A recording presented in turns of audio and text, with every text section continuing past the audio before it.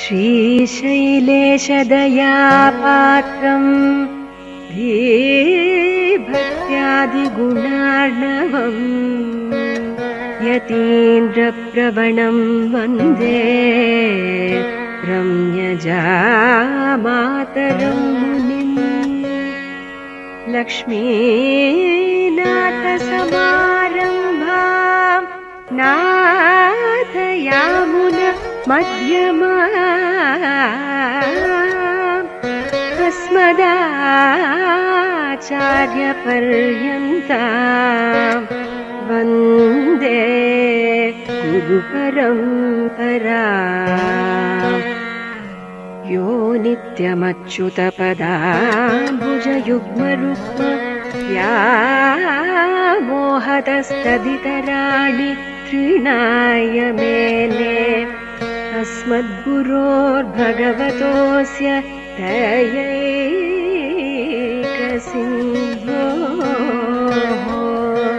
रामानुजस्य चरणौ शरणं प्रपद्ये।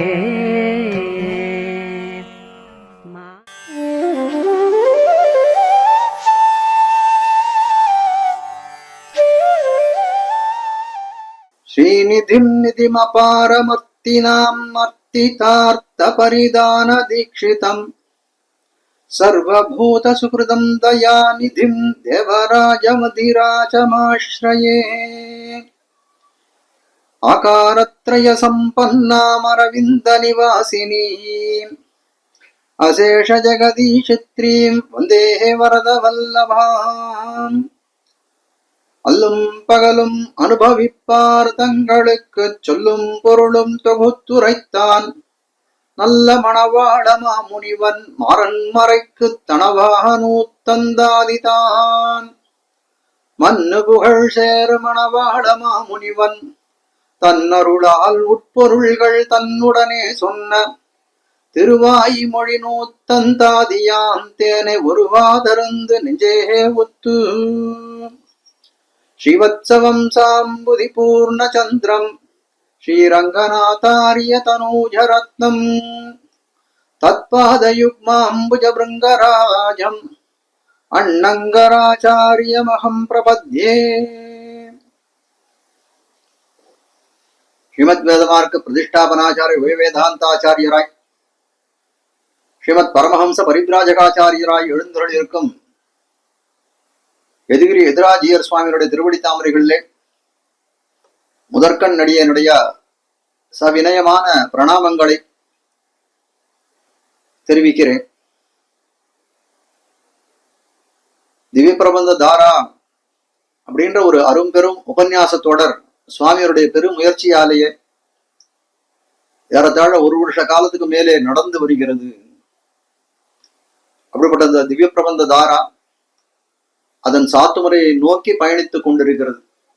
இன்னும் 2 நாள்ல திவ்ய பிரபந்த தாரான்ற ஒரு உபன்யாச தொடர், ஒரு நீண்ட உபன்யாச தொடர், ஏறத்தாழ 481 தொடர்களை உபன்யாசங்களை கொண்டதா இருந்தது. அது முடிவுக்கு வரப்போகிறது அப்படின்னு சொல்லலாம். ஆனால் ஆரம்பத்துல பிரகடனப்படுத்தக்கூடிய காலத்திலே 1 வருஷத்துல இந்த திவ்ய பிரபந்த தாராவினுடைய தொடர் 1 வருஷத்துக்கு மேல நடக்கும், சற்றேற குறைய அப்படின்னு தான் எதிர்பார்க்கப்பட்டது. ஆனால் இப்போ இருக்கிற ஸ்திதியை பார்த்தால் இந்த உபன்யாசங்களை திவ்ய பிரபந்த தாராவை சேர்ந்த உபன்யாசங்களே கிட்டத்தட்ட 481 உபன்யாசங்கள் எபிசோடுகள் வந்திருக்கு. இன்னும் பார்த்தோமே ஆனால் மார்கழி மாசத்துல ஆண்டாள் கோஷ்டியினரை கொண்டு 30 நாளைக்கும் 30 அதிகாரிகளை கொண்டு உபன்யாசங்கள்.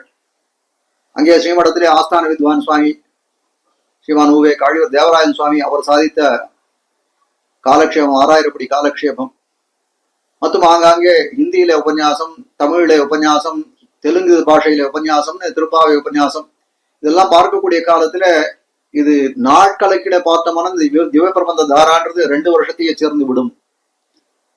இப்படிப்பட்ட ஒரு சாதனையை இதுக்கு முன்ன யார் செய்திருக்காரா அப்படின்னா கண்டிப்பா இல்லைன்னு சொல்லிவிடலாம். இதுக்கு பின்னால யாராவது பண்ணுவார்களா அப்படின்னா அதுவும் கண்டிப்பா சாத்தியமான காரியம் இல்லை. அசாத்திய சாதக சுவாமின்னு சொல்லும்படியா நம் ஜீவர் சுவாமிக்கே அது ஒரு வைசிஷ்டியம் என்று சொன்னால் அது மிகையாகாது. அப்படிப்பட்ட ஒரு பகவத் அனுபவத்தை நமக்கெல்லாம் வழங்கிய வள்ளலா இருக்கக்கூடிய இந்த ஜீயர் சுவாமியோட திருவடி தாமரைகளிலே எவ்வளவு பல்லாண்டு பாடினாலும் அது போதாது போதாது என்று சொல்லும்படியாய் பெரியாழ்வார் எங்கனம் பல்லாண்டு பாடினார் எம்பெருமானுக்கு பல்லாண்டு பாடக்கூடிய காலத்திலே கிரியாபதத்தை சேர்க்காமலே பல்லாண்டு பல்லாண்டு மனுஷமானத்தாலே பல்லாண்டு தேவமானத்தாலே பல்லாண்டு எல்லாம் சொல்லியும் திருப்தி பெறாதவராய் பல்லாண்டு பாடி நிறுத்தாது விட்டார். அது போல நம்முடைய ஜீயர் சுவாமியினுடைய இந்த அரும்பெரியும் கைங்கரியத்துக்கு எவ்வளவு பல்லாண்டு பாடினாலும் போதாதுன்றதுதான் சொல்ல வேணும். ஆழ்வார்கள் நிலையிலே நிற்கக்கூடியவராயிருக்கிறார்னு சொன்னாலும் அது அதிசயோக்தி அன்னு. ஏன்னா சுவாமி ஒரு உபன்யாசங்களை எவ்வளவோ அலுவல்களுக்கு இடையில் சுவாமிக்கு இருக்கக்கூடிய கைங்கரியங்களுக்கு நடுவே ஒரு உபன்யாசங்களையும் கேட்காமல் விட்டதே கிடையாது. தெரித்தெழுதி வாசித்தும் கேட்டும் வணங்கி வழிபட்டும் பூசித்தும் போக்கினேன் போதுன்னு திருமழிப்பிரான் தன்னுடைய பொழுதை எப்படி போக்கினேன் பகவத் விஷயத்திலே தெரிவிக்கிறார். சீர்கலந்த சொல் நினைந்து போக்காரேல் சூழ்வினையின் ஆழ்துறை என் நினைந்து போக்குவர் இப்போது என்று சொல்லும்படியாய் நம்மாழ்வாரானவர் எம்பெருமான் குணங்களை அன்னி நான் வேற ஒன்றை கொண்டு எனக்கு போது போக தெரியாதுன்னு சொன்னாரு. அத போலதான் நம் சுவாமியும் எழுந்தருளி இருக்கிறார் என்று சொல்லக்கூடியதாய் இருக்கிறது. அப்படிப்பட்ட ஆழ்வாருடைய செயல்களே நமக்கு இந்த காரியங்களை பார்க்கக்கூடிய சந்தர்ப்பத்திலே நினைவுக்கு வரக்கூடியதாய் இருக்கிறது. இப்படிப்பட்ட இந்த ஒரு நிகழ்ச்சியை ஏற்பாடு செய்த ஜீயர் சுவாமிக்கும் இந்த நிகழ்ச்சி வெளிவர வேணுமானால் அதுக்கு பல டெக்னிக்கல் அசிஸ்டன்ஸ் எல்லாம் நிறைய தேவைப்படும். அதெல்லாம் ஸ்ரீமடத்திலே கைங்கரியம் செய்யக்கூடிய அந்த சுவாமிகளுக்கும் அது மட்டும் வந்து இந்த நிகழ்ச்சியை இவ்வளவு பாரிப்புடன் நடத்தணும் அப்படின்னு இதுக்கு ஸ்பான்சராக இருந்தவர் எம்ஓபி சாரிட்டிஸ் அப்படின்ற நிறுவனம். அதன் நிர்வாகராக எழுந்தருளிக்கூடிய ஸ்ரீமான் ஊவே டாக்டர் எம்ஏ வெங்கடகிருஷ்ணன் சுவாமி, அவர்தன் குமாரர் ஸ்ரீமான் ஊவே எம்ஏபி மதுசூதனன் சுவாமி, 2 பேரும் இந்த நிகழ்ச்சி ஒரு நாள் கூட தடையில்லாத அவிச்சின்னமாக நடைபெறணும், நடுவுல எந்த தடையும் வரக்கூடாதுன்னு அவ்வளவு பாரித்தார்கள். அவருடைய என்ன சொல்றது மனோரதம் எம்பெருமான் கூடவே இருந்து பூர்த்தி பண்ணி வைத்தான் என்றுதான் சொல்ல வேண்டும். அவர்கள் பாரிப்பை நன்கு நடத்தி வைத்தான் எம்பெருமான், தலை கட்டினான். அப்படிப்பட்ட அந்த எம்ஓபி சாரிட்டிஸ் நிர்வாகர்களுடைய திருவடி தாமரைகளும் அடியனுடைய நன்றியையும் பிரணாமங்களையும் தெரிவித்துக் கொள்கிறேன். இன்றைய விஷயத்துக்கு அனுபவமா இருக்கக்கூடியது திருவாய்மொழி நூத்தந்தாதிலே 81வது பாசுரம் தொடங்கி 85வது பாசுரம் ஈராக அதனுடைய அர்த்தங்களை விடத்திலே விண்ணப்பம் செய்ய வேணும் அப்படின்றது சுவாமியருடைய நியமனம். அதற்கு அனுகுணமாக இவ்விடத்திலே 2 வார்த்தைகள் பேசி சத்தை பெறலாம் என்று நினைக்கிறேன். திருவாய்மொழி நூத்தந்தாதி ஏற்கனவே பல பேர் சொல்லியிருப்பார்கள்.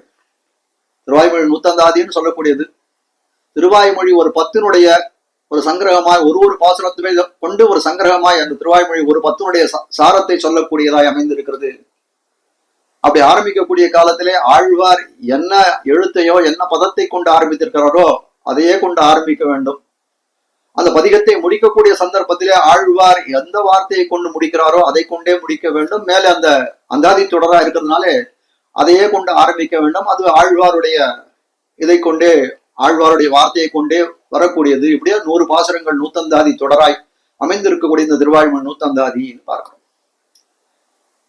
இதெல்லாம் ஒரு பக்கம் இருந்தாலும் அந்த கவித்துவ சாமர்த்தியம் இருந்தாலும் மற்றொரு பக்கம் பார்க்கக்கூடிய காலத்திலே ஒரு 10 பாசுரங்களுடைய சாரத்தை எடுத்து ஒரே பாசுரத்திலே வந்து கொடுக்கும்படியாய், இப்போ மருத்துவர் இடத்துல ஏதோ உடம்பு சரியில்லைன்னு போனோம்னா அவ எப்பொழுது சாதாரண ஒரு மாத்திரை கொடுக்குறா, ரொம்ப ஜாஸ்தி ஜுரம் இருக்கு அப்படின்னா ஏதோ கேப்சூல் ஒன்று சொல்றா. இது பல மருந்துகள் அடக்கப்பட்டதா இருக்கிறத போல கேப்சூலை போலே அந்த திருவாய்மொழி நூத்தந்தாதி ஒரு பதிகத்துக்கும் திருவாய்மொழிய 10 பாசுரங்களுக்கும் அதனுடைய சாரத்தை கொண்டதாய் நம்மாழ்வாருடைய பெயரை தாங்கியதாய் அந்த அந்தாதித்தோடை மாறாது இருக்கிறதுன்றது ரொம்ப பெரிய அதிசயமான விஷயம்.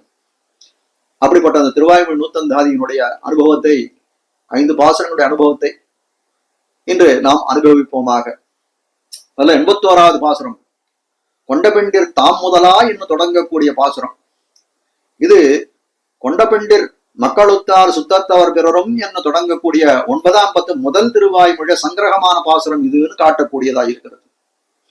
அடியன் எப்படி இந்த உபன்யாசத்தை கட்டமைச்சிருக்கேன் அப்படின்னா, இந்த திருவாய்மொழியுடைய சாரம், ஆழ்வார் சொன்ன திருவாய்மொழியுடைய சாரம் என்ன இந்த 10க்கு, அதுக்கப்புறம் புலலோகம் ஜீயர் சுவாமியுடைய வியாக்கியான விதிக்கு என்ன, இது 2ம் எப்படி ஒத்து போகிறது அப்படின்றதை காட்டி இது பண்ண வேணும்ன்றதான் அடியன் நினைத்து கொண்டிருக்கிறேன்.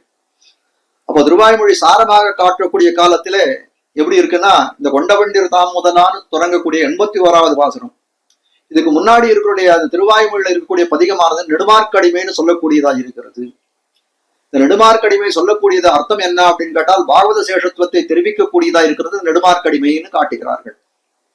அப்போ நெடுமார்க்கடிமையாலே என்ன சொன்னார்கள், ஆழ்வார் என்ன சொன்னார்னா, எம்பெருமானுடைய பகவானுடைய அடியவர்களே உபாய உபேயங்கள், அவர்களே நமக்கு வழியாகும், அவர்களே நமக்கு பலனாகும் இருக்கிறார்கள்னு தன்னுடைய திண்ணிய அத்தியவசாயத்தை வெளியிடுகிறார் ஆழ்வார். தன்னுடைய கொண்ட கொள்கை உறுதியை வெளியிடுகிறார் ஆழ்வார்னு சொல்லலாம். மேலும் அது மட்டும் இல்ல, அடியவர்களின் திருவுள்ளம் உகக்கும் அர்த்தமே இத்திருவாய்மொழியிலும் உள்ளது அப்படின்னு காட்டுகிறார். ஏன்னா இதுக்கு முன் திருவாய்மொழி நெடுமார்க்கடிமையில பாகவத சேஷத்துவத்தை பாகவதர்களுக்கு அடிமைப்பட்டவன் நான்ற விஷயத்தை அங்கு தெரிவித்தார். அடியவர்களுடைய திருவள்ளம் இந்த திருவாய்மொழி எப்படி இருக்குன்னா, எம்பெருமானுக்கு அடிமைப்பட்டவனாய் இருக்கேன்னு தெரிவிக்கூடாது. ஆனால் அடியவர்களுடைய திருவுள்ளம் உகக்கும் அர்த்தமே இத்திருவாய்மொழியிலும் காண கிடைக்கிறதுன்னு சொல்லக்கூடியதா இருக்கிறது.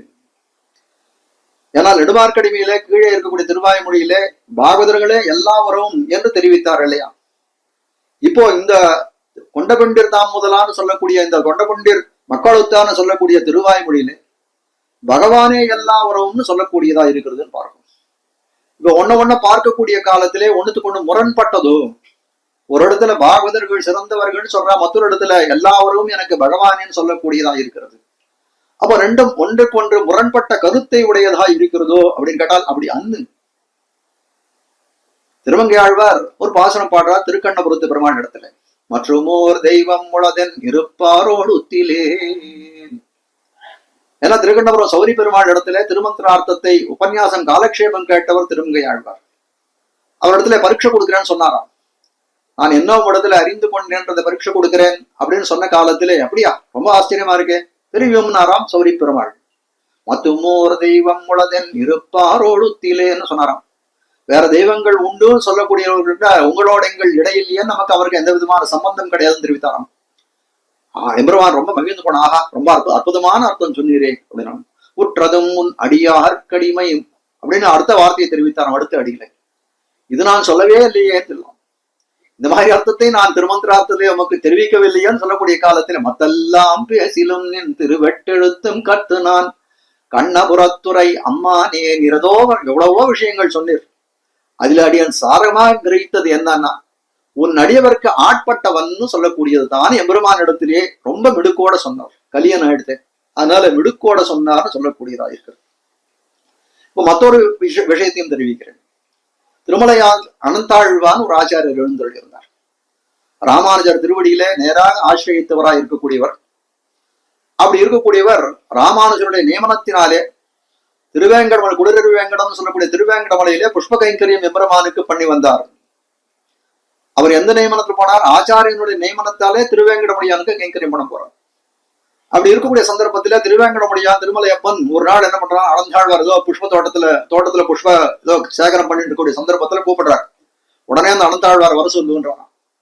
அனந்தாழ்வார் கொஞ்சம் தாமதித்து தான் போனார். போன உடனே பெருமாள் கேட்டாரா, என்ன நான் எப்போ கூட்ட நீர் எப்போ வந்து நிக்கிற அப்படின்னு கேட்கக்கூடிய காலத்துல ரொம்ப கோபம் வந்துட்டான் பெருமாளுக்கு. நீர் உடனே கிளம்பி போனாராம். என்ன கிளம்பி போன்னு சொல்றதுக்கு நீர் யார், நீர் முந்தானத்தை வந்தார், நான் இன்னைக்கு வந்தேன், அவ்வளவுதானே வித்தியாசம் ரெண்டு பேருக்கும், இது வாஸ்தமா வராக பெருமாளுடைய இடம் தானே அப்படின்னு தெரிவித்தாராம். உம்முடைய நியமனத்துக்காக நீங்க கைங்கரியம் பண்ணவில்லை, என்னுடைய ஆச்சாரிய நியமனத்துக்கு அனுகுணமாகத்தான் இவ்விடத்திலே நான் கைங்கரியம் பண்ணுகிறேன்னு தெரிவித்தாராம். அப்ப பார்க்கக்கூடிய காலத்துல எப்படி இருக்கு, பண்ணக்கூடிய கைங்கரியமானது பகவானுக்கு, ஆனால் நியமனம் விட்டவர் ஆச்சாரியன். அப்ப பார்க்கக்கூடிய காலத்துல திருமங்கியாழ்வார் என்ன சொல்றார், எம்பெருமானிடத்திலே காலக்ஷேபம் கேட்டு உற்றதும் முன் அடியார் கடிமைன்னு தெரிவிக்கிறார்.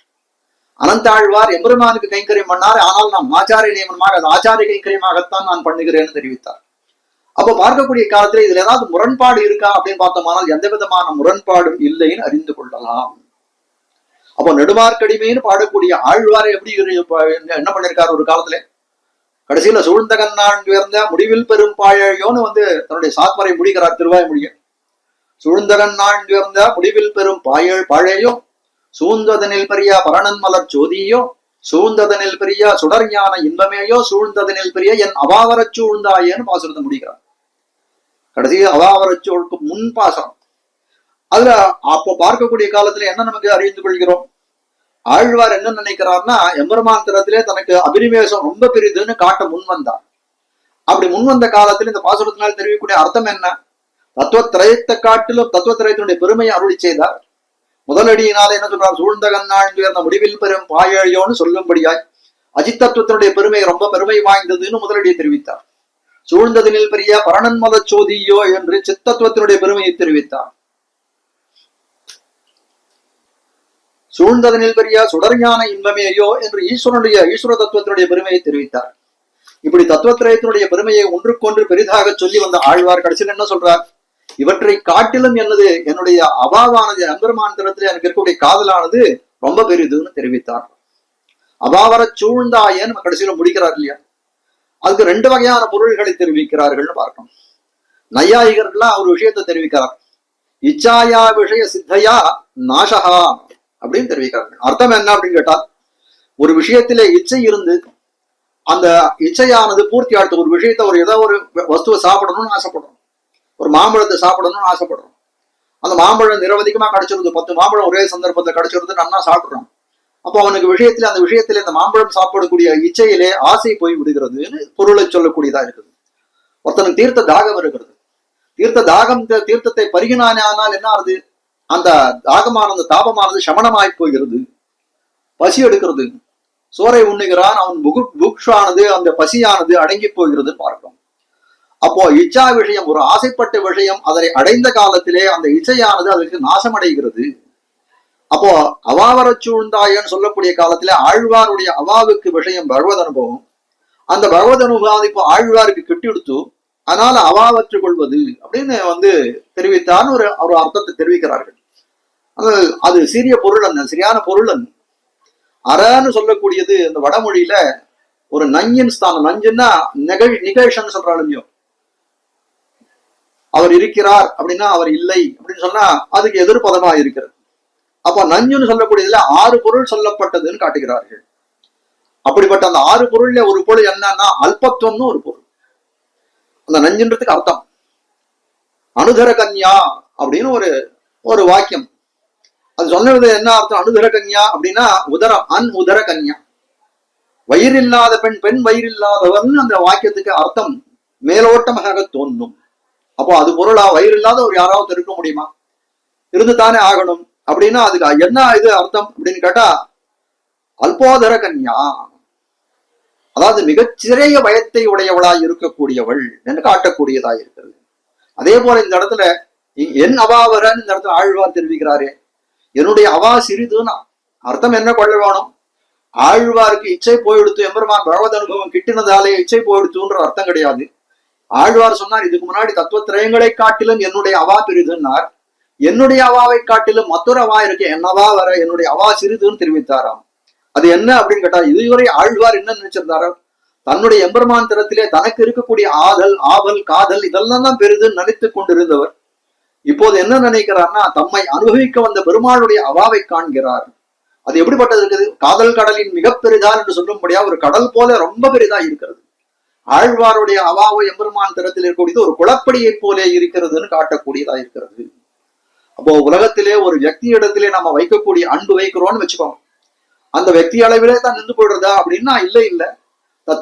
சம்பந்திகள் திறத்திலும் அந்த அன்பு பெருகுவது பார்க்கத்தானே செய்கிறோம். அதே போல பகவான் பக்கத்திலே வைக்கக்கூடிய அன்பானது அவன் அளவிலே நிற்பதில்லை.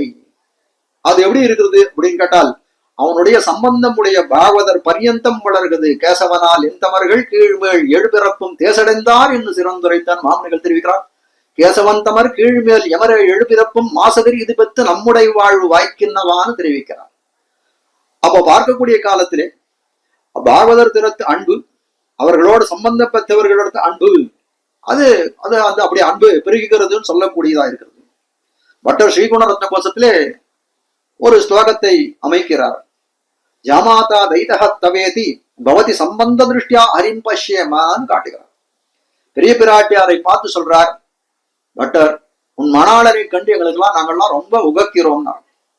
இல்லையே, நீர் ஸ்ரீகுண ரத்ன கோஷம் என்னை பத்தி துதிப்பாட வந்துட்டு என் மணாளனை உகக்கிறன்னு சொல்ற, என்ன காரணம்னு கேட்டாலாம் பிராட்டி. உடனே பட்டர் தெரிவித்தாராம், எம்பெருமான நாங்க உகக்கிறதுக்கு காரணம் என்ன தெரியுமா? அவர் ஜாமாதா ஜனக சக்கரவர்த்தியோட ஜாமாதாவா இருக்கிறதுனால நாங்க அவளை உகக்கிறோம்னா. ஜனக சக்கரவர்த்தியினுடைய ஜாமாதான மாப்பிள்ளையா இருக்கக்கூடியவர், அப்படின்னா யாருக்கு கணவனா இருக்கக்கூடியவர்? பிராட்டியினுடைய கணவன், பெரிய பிராட்டியினுடைய குடனா இருக்கக்கூடிய, அதனாலதான் நான் அவர்களை உகைக்கிறோம்னு சொல்லக்கூடியதாக இருக்கிறது. அசேஷா நாஜகத்தோ விஷ்ணு பத்னின்னு வேதம் ஓதுகிறதுன்னு பார்க்கிறோம். அப்போ பிராட்டியை எல்லாரும் ஓப்பதற்கு காரணம் என்ன அப்படின்னு கேட்டால், தேவதேவ திவ்ய மகிழ்ச்சி, எம்பெருமானுடைய திவ்ய மகிழ்ச்சியா இருக்கிறாள், அதனாலே உகக்கிறோம்னு சொல்லக்கூடியதாக இருக்கிறது. இப்படி பார்க்கக்கூடிய காலத்திலே பரஸ்பரம் பகவத் சேஷத்துமா பாகவத சேஷத்துமா சொன்னா பரஸ்பரம் இதுல முரண்பாடு உண்டா அப்படின்னு கேட்டால், எம்பெருமானுக்கும் ஆட்படலாம், பாகவதனுக்கும் ஆட்படலாம், ரெண்டுத்திலும் பரஸ்பரம் முரண்பாடு கிடையாது.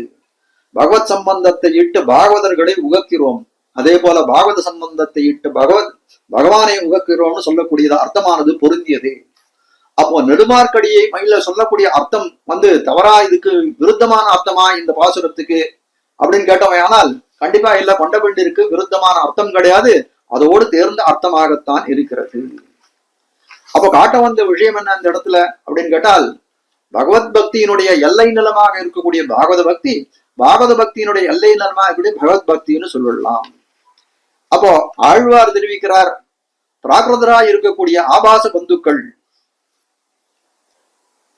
பிராகிருதராய் இருக்கக்கூடிய ஒரு ஆபாச பந்துக்கள், அப்படி ஆபாச பந்துக்கள் திறத்தில நம்ம எவ்வளவோ பிரேமம் வைத்திருக்கிறோம். அப்படிப்பட்ட அவர்களை நம்பக்கூடியவர்களாய், ரொம்ப நம்பிக்கைக்கு உரியவர்களாக வைத்திருக்கிறோம்.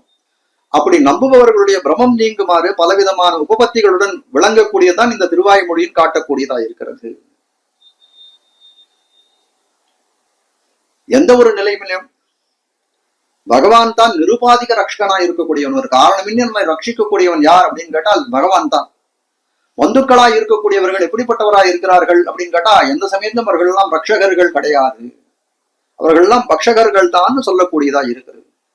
திருவாய்மொழி 5 ஒரு பாசுரத்தை இடுவாள், சேலையை கண்ணியரும் பெருஞ்செல்வமும் நன்மக்களும் மேலாத்தாய் தந்தையும் அவரே இனி ஆவாரேன்னு தெரிவிக்கிறார். அப்படிப்பட்ட அந்த பாசுரத்தினுடைய விவரணமாய் அமைந்தது இந்த கொண்டபெண்டிர் மக்களுத்தான சொல்லக்கூடிய திருவாய்மொழின்னு காட்டக்கூடியதா இருக்கிறது. ஈஸ்வரனை ஒழிந்தவர்கள் ரட்சகர் அல்லர் என்னுமிடம் பிரபன்ன பரித்ராணத்திலே சொன்னோம்னு மூச்சுப்படியில தேவபெருமானுடைய அபராவதார பூதராக இருக்கக்கூடிய புலலோகாச்சாரிய வாக்கு. அப்ப பிரபன்ன பரித்ராணத்திலே காணக்கூடிய விரிவான விஷயங்கள் எல்லாம் எதுக்கு, அதுக்கு மூலம் என்ன அப்படின்னு கேட்டால், இந்த கொண்டபெண்டிர் சொல்லக்கூடிய இந்த திருவாய்மொழி தான் அதுக்கு மூலமாக அமைந்திருக்கிறதுன்னு சொல்லக்கூடியதா இருக்கிறது. என்ன இது திருவாய்மொழியினுடைய பிரவேசத்துல காட்டக்கூடிய அர்த்தமா இருக்கிறது. உலகம்ஜியர் காட்டக்கூடிய அர்த்தம் எப்படி இருக்கின்றது மேல பார்க்கணும். கொண்டபெண்டிர் தாம் முதலா குறுமுத்தார் கண்மத்தால் அண்டினவர் என்னே அவரை விட்டு தொண்டருடன் சேர்க்கும் திருமாலை சேருமென்னான் ஆர்க்குமிடம் பார்க்கும் புகழ்மாறன் பண்டு. எம்பெருமான் என்ன பண்றான் அப்படின்னு கேட்டால், தன்னை பற்றி இருக்கக்கூடிய பாகவதர்களை எல்லாம் என்ன பண்றான், அவர்களை எல்லாம் பாகவதர்கள் தன்னுடைய அடியாவர்கள் திருவடியிலே கொண்டு போய் சேர்த்து ரட்சிக்கிறான்னு சொல்லக்கூடியவர். ரட்சிக்கும் பகவானே என்ன பண்றான், சர்வவித பந்துவாய் இருக்கிறான். அப்படி அல்லாதவர்கள், பகவான் ஒழிந்தவர்கள் எப்படிப்பட்டவர்கள், ஔபாதிக பந்துகள், ஒரு காரணத்தினாலே நமக்கு ஏற்பட்ட பந்துக்களாய் இருக்கிறது. அப்படிப்பட்ட பந்துத்துவம் எப்படிப்பட்ட ஔபாதிக பந்துக்களை விட்டு நிருபாதிகமாய் சகலவித பந்துவாய் இருக்கக்கூடிய சர்வேஸ்வரன் திறத்திலே அடிமை செய்து உஜ்ஜீவியும் கோள் என்று அனைவருக்கும் இதமான நன்மையை விளைவிக்கக்கூடிய விஷயத்தை ஆழ்வார் இந்த பாசுரத்தின் மூலம் உபதேசித்தருளுகிறார் காட்டக்கூடியதார். விடலோகம்ஜியர் தெரிவிக்கிறார், கொண்டபெண்டிர் தாம் முதலாக. இந்த பாசுரத்தாலே காட்டக்கூடியது என்ன அப்படின்னு கேட்டால், கொண்டபெண்டிரில், ஆழ்வார் கொண்டபெண்டிரில் தெரிவிக்கிறார். கொண்டபெண்டிரில்னா என்ன அர்த்தம் அப்படின்னு கேட்டால், பணம் கொடுத்து கொண்டபெண்டிர், திரவியம் கொடுத்து. அந்த காலத்துல கல்யாணம் முடிக்கிறதுல என்ன பண்ணுவான்னா, இந்த காலத்துல பெண் மாப்பிள்ளைக்கு வரதட்சணை கொடுத்து எப்படி இது பண்ணிக்கிறோமோ, அந்த காலத்துல பெண்களை பணம் கொடுத்து வாங்குவார்களாம். அப்போ கொண்டபெண்டிர், அப்போ ஒரு காரணம் பத்தி வரக்கூடிய சோபாதிக பந்துத்துவத்தை விட்டு நிருபாதிக பந்துக்களை பற்ற சொல்லுவதை அனுவாதிக்கிறார் மாமுனிகள் காட்டுறார். இந்த பாசுரத்தால காட்ட வந்த விஷயம் என்ன, கொண்டபெண்டிர்னு சொல்லக்கூடியது ஒரு சோபாதிகமான ஒரு காரணத்தை பத்தி வரக்கூடிய உறவா இருக்கக்கூடியது. அப்படிப்பட்ட பந்துத்துவத்தை விட்டு நிருபாதிக பந்துக்களை பற்றுங்கோள்னு கொண்டபெண்டிர் என்று சொல்லக்கூடிய திருவாய்மொழி பதிகத்திலே ஆழ்வார் தெரிவிக்கிறார். அதே விஷயத்தை இந்த பாசுரத்திலே அனுமதிக்கிறார் மணவாள மாமுனிகள் காட்டுகிற பிள்ளலோகஞ்சியர் தன்னுடைய அவதாரிகள். அது எப்படி அப்படின்னு கேட்டால், எம்பெருமான் தன்னை பற்றினவரை என்ன பண்ணான், தனக்கு அபிமதமாய் இருக்கக்கூடிய பாகவதர்கள் திருவடிகளை சேர்த்து ரட்சணம் செய்கிறான் சர்வேஸ்வரன் காட்டுறான். அப்போ பிராபியம் பிராபகம்னு சொல்லக்கூடிய உபாயம் உபேயம் பலம் வழின்னு சொல்லக்கூடியதெல்லாம் சர்வவித பந்துவுமா இருக்கக்கூடியவர் யார் அப்படின்னு கேட்டால் அந்த எம்பெருமான் இல்ல அந்த பாகவதர்.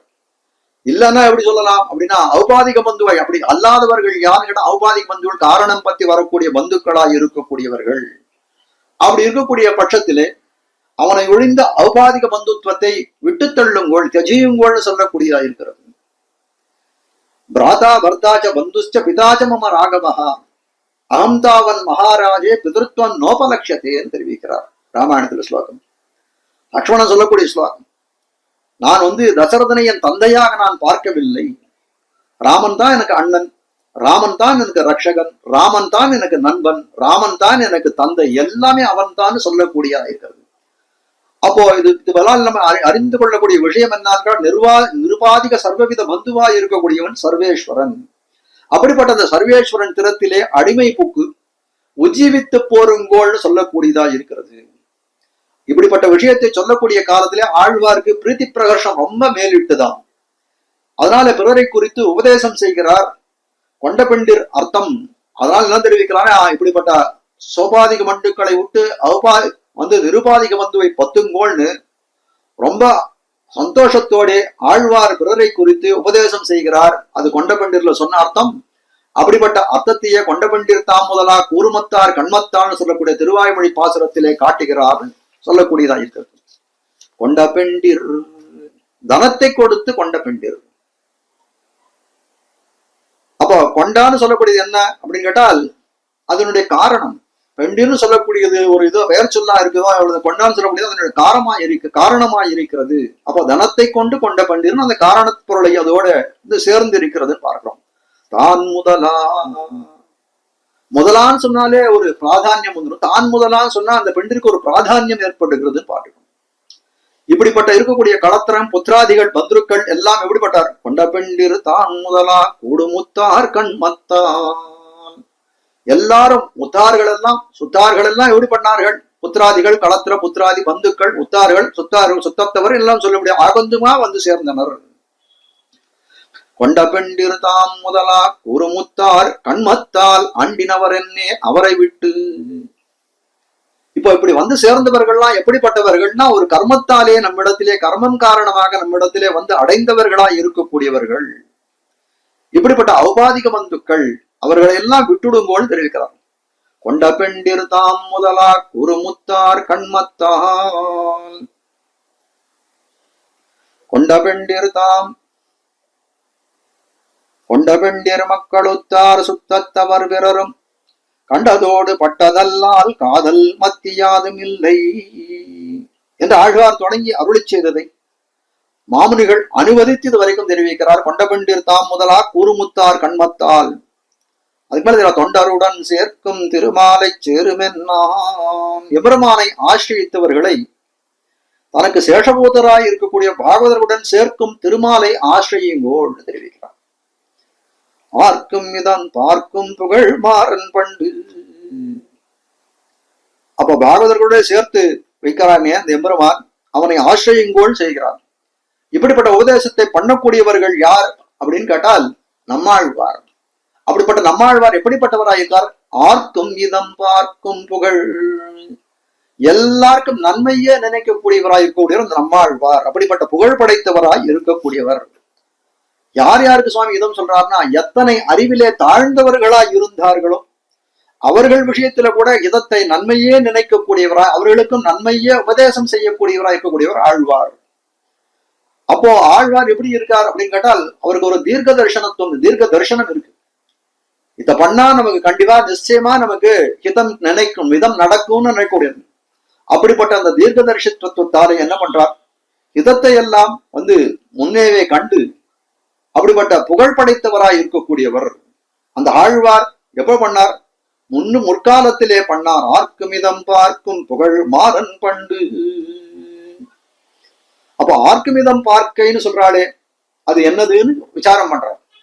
கொண்ட பெண்டிர் தாம் முதலா குறுமுத்தார் கொண்ட பெண்டிர் மக்களுத்தார் சுத்தத்தவர் பரரும் கண்டதோடு பட்டதல்லால் காதல் மத்தியாதுமில்லை என் திசையும் கீழும் மேலும் முத்தவும் உண்டபிரான் தொண்டரோமாய் உய்யலல்லால் இல்லை கண்டீர் துணையே. இது முதல் பாசனம் திருவாய்மொழியில. அப்போ இதுல தெரிவிக்க வந்த கருத்து என்ன?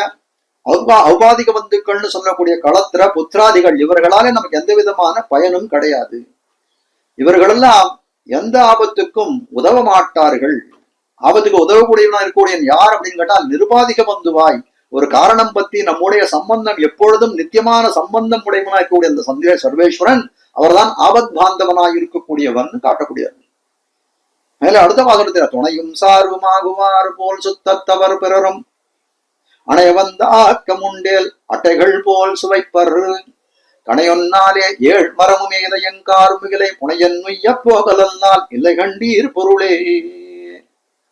ஆபாச பந்துக்களாய் இருக்கக்கூடியவர் என்ன பண்ணுவார்கள் அப்படின்னு கேட்டா மேலோட்டமா பாருங்கச்சா நமக்கு ஏதோ ரொம்ப உபகாரம் பண்றது போல தோணும். ஆனால் அவர்கள் எப்படி இருப்பாங்க? உண்மையில தங்களுடைய பிரயோஜனம் என்ன என்றதை அது எப்பொழுதும் யோசித்துக் கொண்டே இருப்பார்கள். ஏதோ ஒரு சந்தர்ப்பத்துல தங்களுக்கு ஒரு பிரயோஜனம் ஏற்படுறது அப்படின்னா நம்ம நட்டாத்துல விட்டுட்டு அவர்கள் அந்த பிரயோஜனத்தை தலை கட்டி கொள்வராய் இருக்கக்கூடியதனால நம்பத்தகுந்தவர்கள் அல்லர்கள் ஆபாச பந்துக்கள் சொல்லப்படுது. அப்போ என்ன சுவாமி பண்றதுன்னு கேட்டா நம்பாதவர்கள் எல்லாம் நம்பிக்கை உண்டாக்கி ஆபத்சகனாய் இருக்கக்கூடியவன் அந்த எம்பெருமான சர்வேஸ்வரனை பற்றுவதனே பிரயோஜனம்னு சொல்லக்கூடியதாயிருக்கும்.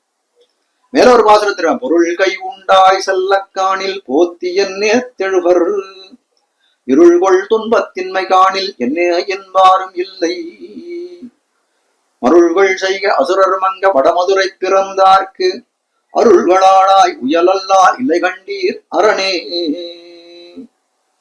சம்சாரிகள் பொருள்கை உண்டாய் செல்லக்காணில் சொல்லக்கூடிய இடத்துல சம்சாரிகள் எப்படிப்பட்டவர்களா இருக்காங்க? தன்னுடைய சொப்பிரயோஜனத்திலே கண் வைக்கக்கூடியவர்களா இருக்கிறார்.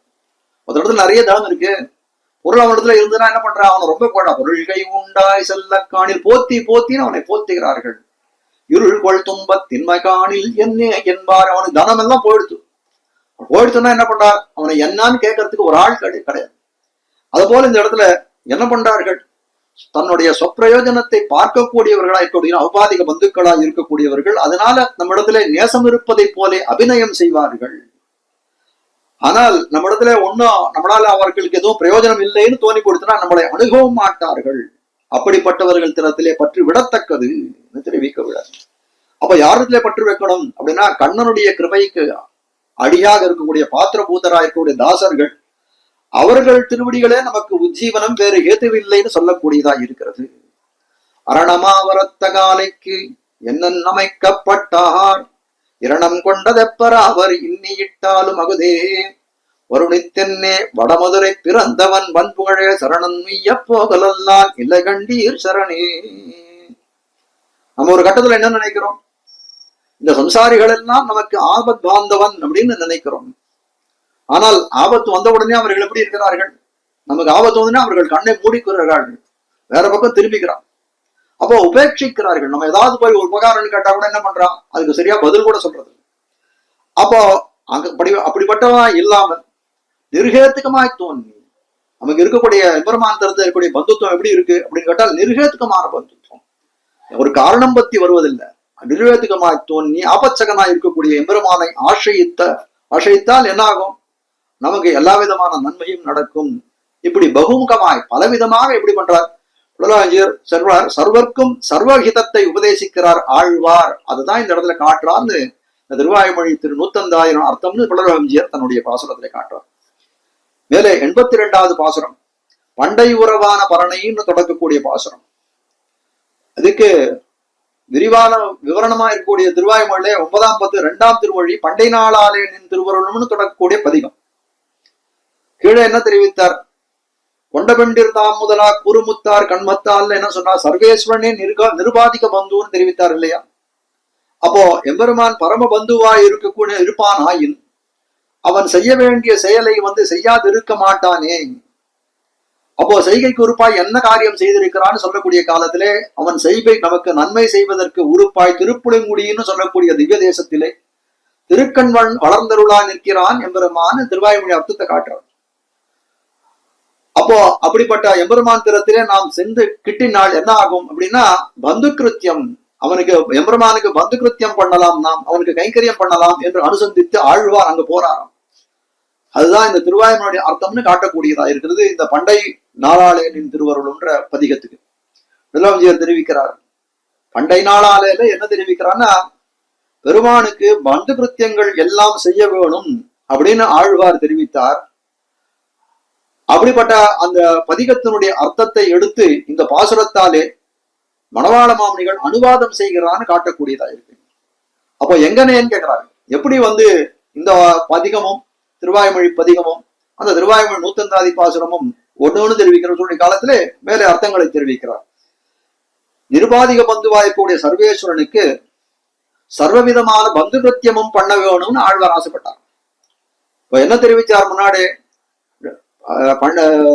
கொண்டபிண்டிருந்தான் முதலால அவபாதிக பந்துகளை எல்லாம் விட்டுடுங்கோ, நிருபாதிக பந்துவா இருக்கக்கூடிய சர்வேஸ்வரனைய பற்றுங்கோள்னு சொல்லிட்டார் இல்லையா? அப்போ அந்த எம்பெருமான் திறத்திலே தான் எல்லா விதமான பந்து கிருத்தியமும் செய்ய வேணும். நமக்கு எவ்வளவோ பந்துக்கள் இருக்கா, ஒருத்தர் ஒரு உபகாரம் பண்றாரு. ஆழ்வார் இப்ப என்ன நினைக்கிறான்னா, எம்பெருமானுக்கு எல்லா வித பந்துவுமா இருந்து எல்லா விதமான கைங்கரியமா ஹம்சர்வம் கரிஷ்யாமின்னு லக்ஷ்மணன் எப்படி சொன்னானோ அதை போல ஆழ்வார் செய்யணும்னு நினைக்கிறார்னு வச்சுக்கணும். ஆனால் என்ன பண்றார், ஆழ்வார் எம்பெருமானுக்கு கைங்கரியங்கள் பண்ணணுன்றதுக்காக திருக்குளிங்குடிகின்ற திவ்ய தேசத்துக்கு போகிறார். அப்படி அங்க எடுக்கக்கூடிய எம்பெருமான் அந்த பிராட்டிமார்களோட பள்ளி கொண்டருளிக்கிறான். அப்படிப்பட்ட அந்த காய்சன வேந்தன்னு சொல்லக்கூடிய அந்த எம்பெருமானை குறித்து அவனிடத்துல கிருத்தியம் பண்ணணும், சைங்கரியம் பண்ணணும்னு போறார். ஆனால் போகக்கூடிய காலத்திலே அந்த எம்பெருமானானவன் தன் திருப்பவளத்தை திறந்து ஒரு இன்சொல் சொல்லல. திருக்கண்களை அலற விழித்து குளிர ஆழ்வாரை பார்த்தானான்னா அதுவும் இல்லை. ஆழ்வாருடைய தலைக்கு அலங்காரமாக தன்னுடைய திருவடிகளை கொடுத்தானா அப்படியும் இல்லை. ஆழ்வார் என்ன நினைக்கிறார், பிராட்டியம் நீருமாக திவ்ய சிம்மாசனத்திலே எழுந்தொழிந்து அதை காண வேணும்னு மனோரதிக்கிறார். அதுவும் பண்ணல. எங்கள் கண்முகப்பே நாங்கள் நிறுத்தம் பண்ணும்படி உலாவி அருள வேணும்னு நினைக்கிறார். அதுவும் பண்ணல. ஆழ்வார் இப்படி எல்லாம் கோடிக்கணக்கான மனோரதங்களை வெள்ளங்களை தன் மனத்திலே வைத்திருக்கிறாள். அதனால அவன் சந்நிதியிலே அந்த எம்பெருமான் திருப்புழுங்குடி எம்பெருமான் சந்நிதியிலே போய் தனக்கு பிறர் அறியாத வண்ணம் இந்த பிரார்த்தனைகளெல்லாம் எம்பெருமான் திறத்திலே வைக்கிறான் அப்படின்னு பண்டை நாளாளனின் திருவருளும்னு தொடங்கக்கூடிய அந்த திருவாய்மொழியினுடைய அர்த்தத்தை காட்டுகிறார். அதே அர்த்தத்தை இந்த பண்டை உறவான பரணின்னு சொல்லக்கூடிய திருவாய்மொழி நூத்தந்தாதின்ற திருவாய்மொழி நூத்தந்தாதி பாசுரத்திலே மணவாள மாமுனிகள் காட்டுகிறான்னு தெரிவிக்கிறார் புலலோகம்ஜியர். பண்டை உறவான பரணை புளிங்குடிக்கே கண்டு எனக்கெல்லா உறவின் காரியனும் தண்டரணி செய்தருள் என்னே இறந்த சீர்மாறன் தாளினையே உய்துணையன் உள்ளமே ஓர். பண்டை உறவான பரணை, பண்டை உறவுன்னா பண்டுனா ரொம்ப அனாதியா இருக்கக்கூடிய அனாசித்தமா இருக்கக்கூடிய சம்பந்தத்தை உடைய பரமபுருஷன், பரண்ண பரமபுருஷனா இருக்கக்கூடிய அந்த எம்பெருமானுக்கும் நமக்கும் இருக்கக்கூடிய உறவானது எப்படிப்பட்டது அப்படின்னு கேட்டால் அனாதி சித்தம். என்னைக்கு ஏற்பட்டதுன்னு சொல்ல முடியாது. ஏன்னா நம்ம போல இருக்கக்கூடிய சேத்தனர்களும் ஒரு நித்திய வஸ்து, எம்பெருமான் நித்திய வஸ்துவா இருக்கிறான். இந்த உறவு என்னைக்கு ஏற்பட்டதுன்னு சொன்னா என்னென்னைக்கும் சாஸ்வதமாய் விளங்கக்கூடியது, அனாதி சித்தமாய் இருக்கக்கூடிய சம்பந்தத்தை உடைய பரமபுருஷனை தெரிவிக்கிறார். அப்படிப்பட்ட எப்படிப்பட்டவன் அப்படின்னு கேட்டால் ஆழ்வார் தன்னுடைய பாசுரத்தை உலகுக்கோர் முந்தைத்தாய் தந்தையே அஞ்சாம் பத்துல வானாள பதிகத்தை தெரிவிக்க உலகுக்கோர் எம்பெருமானம் விழிக்கக்கூடிய காலத்திலே உலகுக்கோர் முந்தைத்தாய் தந்தையேன்னு அழைக்கிறார்.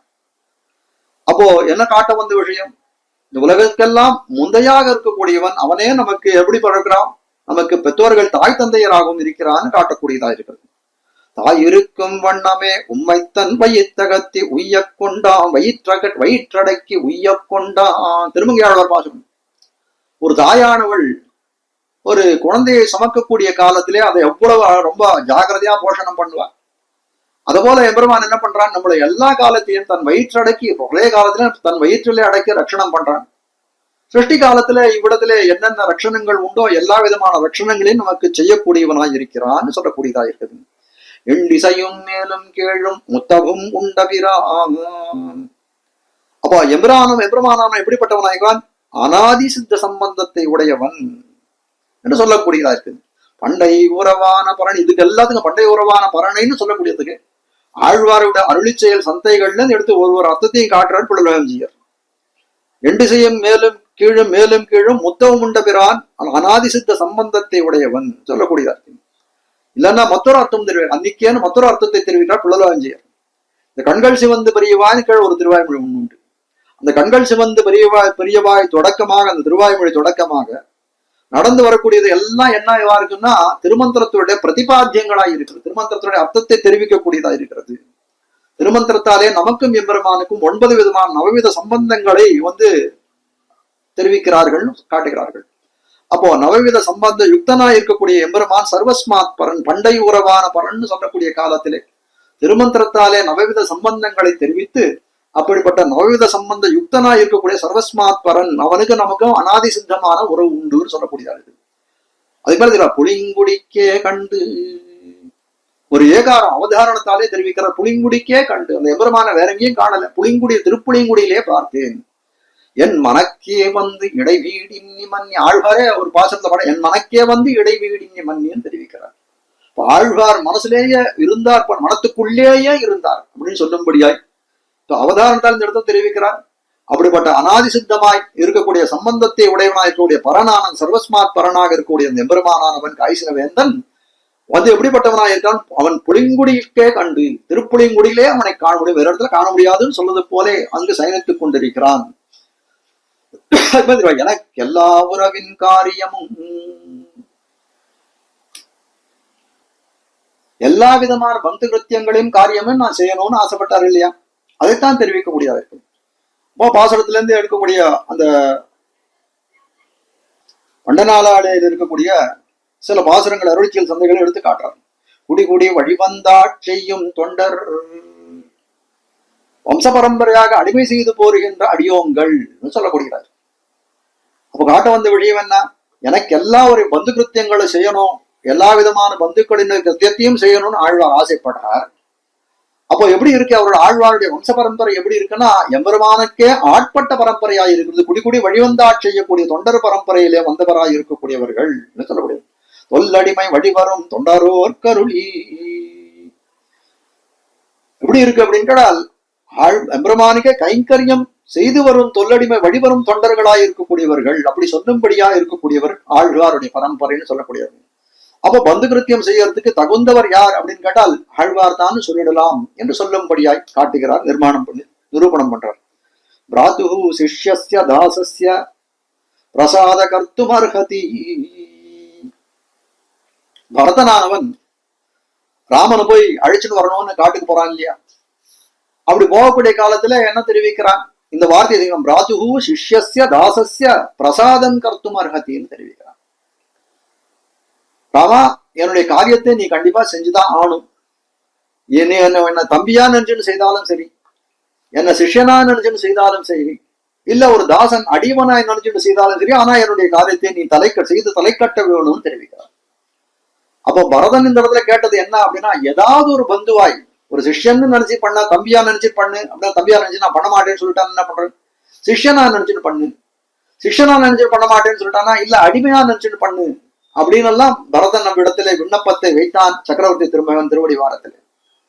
ஆனால் இந்த இடத்துல ஆழ்வாரோட இது எப்படி இருக்குன்னா, எல்லாவித பந்துக்களை இருக்க வேணும்னு தெரிவிக்கிறார். அவ என்ன நினைக்கிறார்? மது கிருத்தியம் பண்ணணும்னா தம்பியா பண்ணணும், பிராத்தாவா பண்ணணும், தாசனா பண்ணணும், அது மட்டும் சிஷ்யனா பண்ணணும்னு எல்லா விதமான பந்துக்களும் ஒரு பந்துக்களும் ஒரு விதமான காரியங்கள் கைங்கரியங்கள் செய்கிறாரே, அப்படி எல்லா விதமான கைங்கரியங்களையும் உனக்கு எல்லா உறவின் காரியமும், உனக்கு எல்லா விதமான சர்வ விதமான பந்து கிருத்தியங்களையும் நான் செய்ய வேணும்னு ஆழ்வார் இது பண்ணணும். தண்டரணி செய்தருள் என்னே இறந்த, அப்படி நான் கைக்கரியம் பண்ணுவதற்கு நீ என்ன பண்ணணும்? அதுக்கு அருகனாக்கி எனக்கு யோகியதை புதிந்தவனா நீ ஆக்க வேணும். அது எப்படி பண்ணணும்? தண்டரணி செய்தருள், எந்த விதமான கால விளம்பமின்னியும் தாமதமின்னியும் அதை செய்ய வேணும். அது மட்டும் இல்ல, பரப்பிரேரித்தனாய் அன்னி செய்ய வேணும். பரப்பிரேரித்தனாய்னா பிறர்களுடைய தூண்டுதலாலே ஒருத்தன் செய்யல, ஆழ்வாருக்காக நீ செய் அப்படின்னு ஒருத்தர் அது சிபாரிசு பண்ணி அதனால செய்யக்கூடாது. நீயே சுயமாக நிச்சயித்து தனக்கே ஆக எனக்குள்ளும் ஈதே என்று சொல்லும்படியாய் நீ எனக்கு கைக்கரியங்களை நியமிக்க வேணும். இவற்றில் ஒன்றும் இடைவிடாது நீ என்ன பண்ண வேணும்? தடையற நடத்தி தர வேண்டும் சொல்லக்கூடியதாய் ஆழ்வாருடைய பிரார்த்தனையா இருக்கு. பண்டை உறவான பரனை புளிங்குடிக்கே கண்டு எனக்கெல்லா உறவின் காரியமும் தண்டரணி செய்தருள் என்னே இறந்த சீர்மாறன் தாளினையே. காட்ட வந்தது என்ன? தொண்டரோர் கருளி சொதிவாய் திறந்துன் தாமரை கண்களால் நோக்காய். ஆழ்வார் ஒன்னொன்னா தெரிவிக்கிறார். என்னென்ன பந்து கிருத்தியத்தை நீ வந்து இது பண்ணணும், அவங்ககிட்ட கைங்கரியம் பண்ணணும்னா என்னென்ன இதுக்கு பண்ணோம்னா, தொண்டரோர் கருளி சோதிவாய் திறந்துன் தாமரை கண்களால் நோக்காய் நின் பாதபங்கயமே தலைக்கணியாய் நீ எழுந்துன் தாமரை மங்கையும் நீயும் இடங்கள் மூவலகும் எழையிருந்தருளாய் நின் கனிவாய் சிவப்ப நீ காணவாராய் நின் திருக்கண் தாமரை தயங்க நின்னருளாய் காய் சினவாழி சங்குவில்லேந்தி எம்மிடர் கடிவானே வடிவனை இல்லா மலர் மகள் மத்தை நிலமகள் பிடிக்கும் மெல்லடியை கொடிவினையேனும் பிடிக்க நீ ஒரு நாள் கூதல் வருதல் செய்யா. இந்த மாதிரி ஆழ்வார் பற்பல விண்ணப்பங்களை இந்த திருவாய்மொழியில காட்டியிருக்கிறான்னு பார்க்கணும். அப்போ ஆழ்வார் ஆத்ம தர்ஷன பலானுபவத்தை அருளி செய்கிறார். இப்போ ஆழ்வாருக்கு ஆத்ம மானசீகமா எம்பெருமானனை கண்டுவிட்டார். அதுல ஒரு பலனையும் பார்க்கக்கூடியதா இருக்கிறது. அப்படிப்பட்ட ஆத்ம தர்ஷன பலானுபவத்தை அருளி செய்யக்கூடியதாய் இருக்கிறது இந்த பாசுரம்னு காட்டக்கூடியது. இப்படி செய்ய வேணும் என்று அர்த்தித்தார். எம்பெருமானே நீ இப்படி எல்லாம் நான் வந்து கிருத்தியம் செய்யறதுக்கு நீ இப்படி எல்லாம் பண்ண வேணும்னு எம்பெருமான் திறத்திலே பல பிரார்த்தனைகளை வைத்தித்தார், அர்த்தித்தார் ஆழ்வார். அப்படிப்பட்ட சீர்மாறன், சீர்மாறன் சொன்னா எப்படிப்பட்டவனா இருக்கான்? எல்லா கைங்கரியங்களும் கைக்கரியமாகிற சம்பத்தை உடையவராய் கைங்கரிய ஸ்ரீமானாய் விளங்கக்கூடிய நம்மாழ்வார். அது மட்டுமல்ல, பக்தியாதி குணங்கள் சம்பன்னாராய், பக்தியாதி குணங்கள் தன்னிடத்திலே பொருந்தியவராய் நிறைகுடமாய் இருக்கக்கூடிய ஆழ்வார். அதனால சீர்மாறன், சீர்மாறன் திருவடிகளை, அப்படிப்பட்ட ஆழ்வாருடைய திருவடிகளையே உய் துணையன் உள்ளமே ஓர், ஆழ்வாரே நமக்கு உஜ்ஜீவனத்தை பண்ணக்கூடிய துணை என்று மனசே நீ அனுசந்திப்பாய்னு மாமுனிகள் தெரிவிக்கிறார் இந்த பாசுரத்தின் மூலம். மேலே 83வது பாசுரம், ஓரானீர் வேண்டினவை உள்ளதெல்லாம் செய்கின்றேன்னு தொடங்கக்கூடிய பாசுரமாய் இருக்கக்கூடியது. இந்த திருவாய்மொழி 9ஆம் பத்திலே 3வது திருவாய்மொழியாய் விளங்கக்கூடியது. ஓராயிரமாய் உலகழிக்கும் பேராயிரம் கொண்டதோர் பீடுடையன்னு தொடங்கக்கூடிய ஒரு பதிகத்தினோட சங்கிரக பாசுரம் இந்த 83வது பாசுரம். இந்த ஓராயிரமானது விவரண பாசுரம் திருவாய்மொழியில இருக்கக்கூடியது. இப்படிப்பட்ட இந்த திருவாய்மொழியில காட்டக்கூடிய அர்த்தம் என்ன அப்படின்னு கேட்டால், கீழே பண்டை நாளாலே நின் திருவருளும் என்ற பாசுரத்திலே தொண்டரோர் கருடி சோதிவாய் திறந்தும் தாமரை கண்களால் நோக்காய் என்று பாடினார். இடங்கள் மூவலகம் தொடையிருந்தருளாய் அப்படின்னு பலவிதமான பிரார்த்தனைகளை விடத்திலே வைத்தார். மெல்லடியை கொடிவினையேனும் பிடிக்க நீ ஒரு நாள் கூவுதல் வருதல் செய்யாயேன்னு கேட்கிறார்.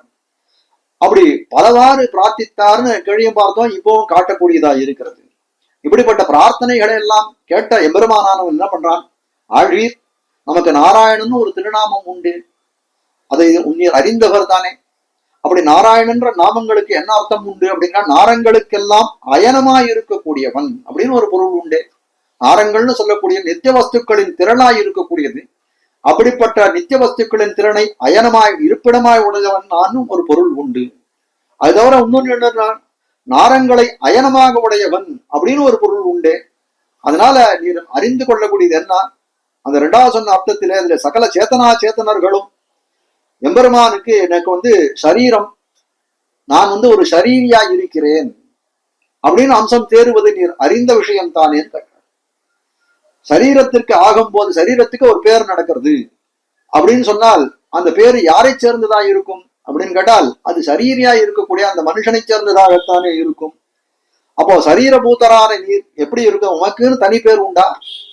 நீர் எனக்கு சரீரமா இருக்கிறீர், இந்த கைக்குன்னு ஏதாவது தனியா ஒரு பலன் உண்டா என்ன? அப்படிலாம் கிடையாது. அப்படி இருக்கக்கூடிய காலத்திலே சரீரபூத்தராய் இருக்கக்கூடிய ஆழ்வீர் நார் உமக்குன்னு தனியா எது பேர் உண்டா? சரீரியான எனக்கு இருக்கிறதான பேரு, என்னுடைய பேரு தானே உன்னுடைய பேரு அப்படின்னு இருக்க. அப்படி இருக்க என் பேர்த்துக்காக நீர் பிரார்த்திக்கிறீரே, இது தகுமா பொருந்துமான்னு கேட்கக்கூடியதா இருக்குது. அதனால எம்பெருமான் என்ன சொல்றான் ஆழ்வார் தரத்துல, நீர் ரொம்ப அலமாந்து போயிருக்கீர், அதனால எல்லாம் நானே செய்ய கடவேன். நமக்கு அனாதி சித்தமான பண்டை உருவான பரணின்னு குடல் துடுக்கு சம்பந்தம் இருக்கு, ரொம்ப அனாதி சித்தமான சம்பந்தம்னு தெரிஞ்சிருக்கு. அப்படி குடல் துடுக்கு இருந்துன்னு அறிந்து கொண்டிருந்தும் இப்படி நம்மிடத்திலே பிரார்த்தனையை வைப்பதும் மனக்லேஷம் அடைவதும் தகுதி என்னன்னு எம்பெருமான் சமாதானம் பண்றாராம். சமாதானம் பண்ணவுடனே ஆழ்வார் சமாஹிதரானார். எம்பெருமான் தன்னுடைய சம்பந்தத்தை நம்ம சொன்னோம். எம்பெருமான் என்ன சொல்லிட்டான், உனக்குன்னு தனியா அதுவும் பேர் கிடையாது, நீ சொல்றதெல்லாம் எனக்கு பேரா இருக்கக்கூடிய என் பேர்த்துக்கு நானே தானே துவரிக்க வேணும், அப்படி இருக்கக்கூடிய காலத்தில் நீ துவரிக்க வேண்டாம் அப்படின்னு சம்பந்தத்தை ஊர்ஜிதம் பண்ணா. நம்ம பேர்த்துக்கு அந்த பேரு அவனை சேர்ந்ததுன்னு காட்டி விட்டான். இது என்ன சீல குணம், என்ன சீல குணம் என்று ஈடுபட்டு அருளி செய்ததுதான் இந்த திருவாய்மொழி. திருவாய்மொழி அர்த்தத்தை காட்டக்கூடியராய் இருக்கிறது. ஒரா நீர் வேண்டினவை உள்ளதெல்லாம் செய்கின்றேன் நாராயணனோ நான் என்று பேருறவை காட்ட அவன் சீலத்தில் ஆழ்தாழ்ந்த மாரணருள் மாட்டிவிடும் நம் மனத்துமை. கீழே தெரிவித்தபடி ஆழ்வார் எம்பெருமானுடைய சீலகுணத்திலே ஆழங்கால் பட்டார். ஆழ்வார் எம்பெருமான் என்ன சொன்னார்? உனக்குன்னு தனியா அதுவும் பேர் கிடையாது, நீ சரீரம், நான் ஷரீரி, என்னுடைய பேத்துக்கு நான் தான் கரை வேணும், நமக்கு ரெண்டு பேருக்கும் சம்பந்தம் உண்டு, அதை நீர் அறிந்தவராய் இருக்கிறீர், நமக்கு நாராயணன் பேரு. அந்த நாராயணா நாரங்களுக்கு அயனமாய் இருப்பவன், நாரங்களை அயனமாக உடையவன் என்ற ரெண்டு அர்த்தங்களை எல்லாம் காண்பித்தான் அப்படின்னு எல்லாம் பார்த்தோம். அப்போ எம்பெருமான் இப்படி சொல்லிட்டானே என்று அந்த சீலகுணத்திலே ஆழங்கால் பட்டார் ஆழ்வார். அப்போ ஆழங்கால் பட்டு சொன்ன அர்த்தத்தை ஓராயிரமாய் உலகழிக்கும் பேராயிரம் கொண்டதோர் பீடுகளுடன் என்று அந்த திருவாயுமனுடைய அர்த்தத்தை ஓராநீர் வேண்டினவைன்னு சொல்லக்கூடிய பாசுரத்திலே காட்டுகிறார் மணவாள மாமணிகள் தெரிவிக்கிறார் பிள்ளலோஞ்சியர் தன்னுடைய அவதாரிகையில். வியாக்கியானத்தை இது பண்றார். ஓரா நீர் வேண்டினவை உள்ளதெல்லாம் செய்கின்றேன். ஓரானா ஆராய்ந்துன்னு அர்த்தம். ஆழ்வார் என்ன பண்றார்? நன்கு ஆராய்ந்தாராம். ஓரா நீர் வேண்டினவை. ஆழ்வார் நன்கு ஆராய்ச்சி பண்ணி என்ன நினைக்கிறாராம்? இது வேணும் எம்பெருமான் திறத்திலே, இது வேணும் எம்பெருமான் திறத்திலே, அது வேணும். நம்ம நினைக்கிற மாதிரி ரொம்ப சுத்திரமான விண்ணப்பங்கள் கிடையாது. ஆழ்வார் நினைச்சதெல்லாம் எம்பெருமானுக்கு எப்படி எப்படிலாம் கைங்கரியங்கள் பண்ணலாம் அப்படின்றது ரொம்ப உன்னதமான விஷயம் அது. அப்போ இது வேணும் அது வேணும்ன்ற எம்பெருமான் திறத்திலே பிரார்த்திக்கிறான். அப்போ எம்பெருமான் என்ன பண்றான்? இப்படி நீர் அர்த்தித்தவை எல்லாம் நான் செய்கின்றேன். ஒரா நீர் வேண்டினவை உள்ள நீர் என்னென்ன கேட்கிறீரோ அதெல்லாம் நான் கண்டிப்பா செய்யறேன் அப்படின்னு எம்பெருமான் சொல்றான். அல்லது இன்னொரு அர்த்தமும் தெரிவிக்கிறார். நீர் அர்த்தித்தது எல்லாம் இன்னும் உபகரிக்க வேணும் என்று நான் நிரூபித்து காட்டுகிறேன். உங்களுக்கு நிறைய கொடுக்கணும். நீர் ஒண்ணு கேட்டாரானால் 4 கொடுக்கணும், நான் இன்னும் பாதித்து மேலும் மேலும் கொடுக்கணும் அப்படின்னு நான் ஆசைப்படும்படியாய் இருக்கிறார் எம்பெருமான் இருக்கிறார். அப்போ எம்பெருமான் தரத்திலே பந்து கிருத்தியமாய் உள்ளதையெல்லாம் நாமே அர்த்திகளாய் செய்கிறோம். ஓரா நீர் வேண்டினவை உள்ளதெல்லாம் செய்கின்றேன்னா என்ன அர்த்தம்? ஆழ்வார் ஆராய்ந்து எம்பெருமான் தரத்திலே என்ன வேணும்னு கேட்க எம்பெருமான் என்ன பண்றான்? அதை நானே செய்கிறேன் என்று தெரிவிக்கிறான். அப்போ பந்து கிருத்தியமா இருக்கக்கூடியதெல்லாம் எம்பெருமான் என்ன பண்றான்? அவனே சரீரா இருக்கிறத நாமே அர்த்தியாய் செய்கிறோம். அதுக்கு உடல் என்ன அப்படின்னு கேட்டால் நாராயணனோ நான். எம்பெருமான் தானே செய்யறேன்னு சொன்னா அதுக்கு காரணம் என்ன அப்படின்னு கேட்டால் நாராயணனோ நான் என்று பேருருவை காட்ட. ராமோ நாராயணஹா ஸ்ரீமான் அப்படின்னு ஒரு பிரமாணத்தை அந்த இடத்துல எடுத்து காட்டுறாங்க. இப்போ நாராயணன்ற சப்தத்துக்கு என்ன இது பார்த்தோம்? கீழே அனாதிசித்தமான உறவை உடையவன், நாரங்களை அயனமாக உடையவன், நாரங்களுக்கு அயனமாக இருப்பவன், 2 அர்த்தத்தை பார்த்தோம். அப்போ அப்படி இருக்கக்கூடிய காலத்துல அந்த குடல் தொடுக்கு எம்பெருமானுக்கும் அந்த சேதனனுக்கும் இருக்கக்கூடிய அந்த குடல் தொடுக்கானது நித்தியமாய் இருக்கக்கூடியது. அப்போ அவன் சரீரமாய் இருக்கிறான், அவன் ஷரீரியாய் இருக்கிறான், நாம் எல்லாம் சரீரமாய் இருக்கிறோம். அப்போ ஷரீரிக்கு தான் பேர்த்திலே உரிமை உண்டு அப்படின்னு சொல்லக்கூடிய காலத்துல அப்போ நாராயணனோ நாராயணன் எம்பெருமான் தன்னுடைய பேருறவை காட்டினான். அப்போ ராமோ நாராயணஹா ஸ்ரீமான் அப்படின்னு சொல்லக்கூடிய இந்த ராமஹா நாராயணஹா ஸ்ரீமான் சொல்லக்கூடிய சப்தங்களாலே சர்வவித பந்துத்துவம் எல்லா எம்பெருமானுக்கும் நமக்கும் இருக்கக்கூடிய சர்வவிதமான பந்துத்துவமும் ஸ்தாபிக்கப்படுகிறது. எம்பெருமான் சொன்னது என்ன? நான் நாராயண சப்த வாச்சியனாய் இருக்கக்கூடியவன், அத்தாலே பெரிதாய் இருக்கக்கூடிய தன் சர்வவிட சம்பந்த பந்துத்துவத்தை காட்டுகிறான் எம்பெருமான் சொல்றது.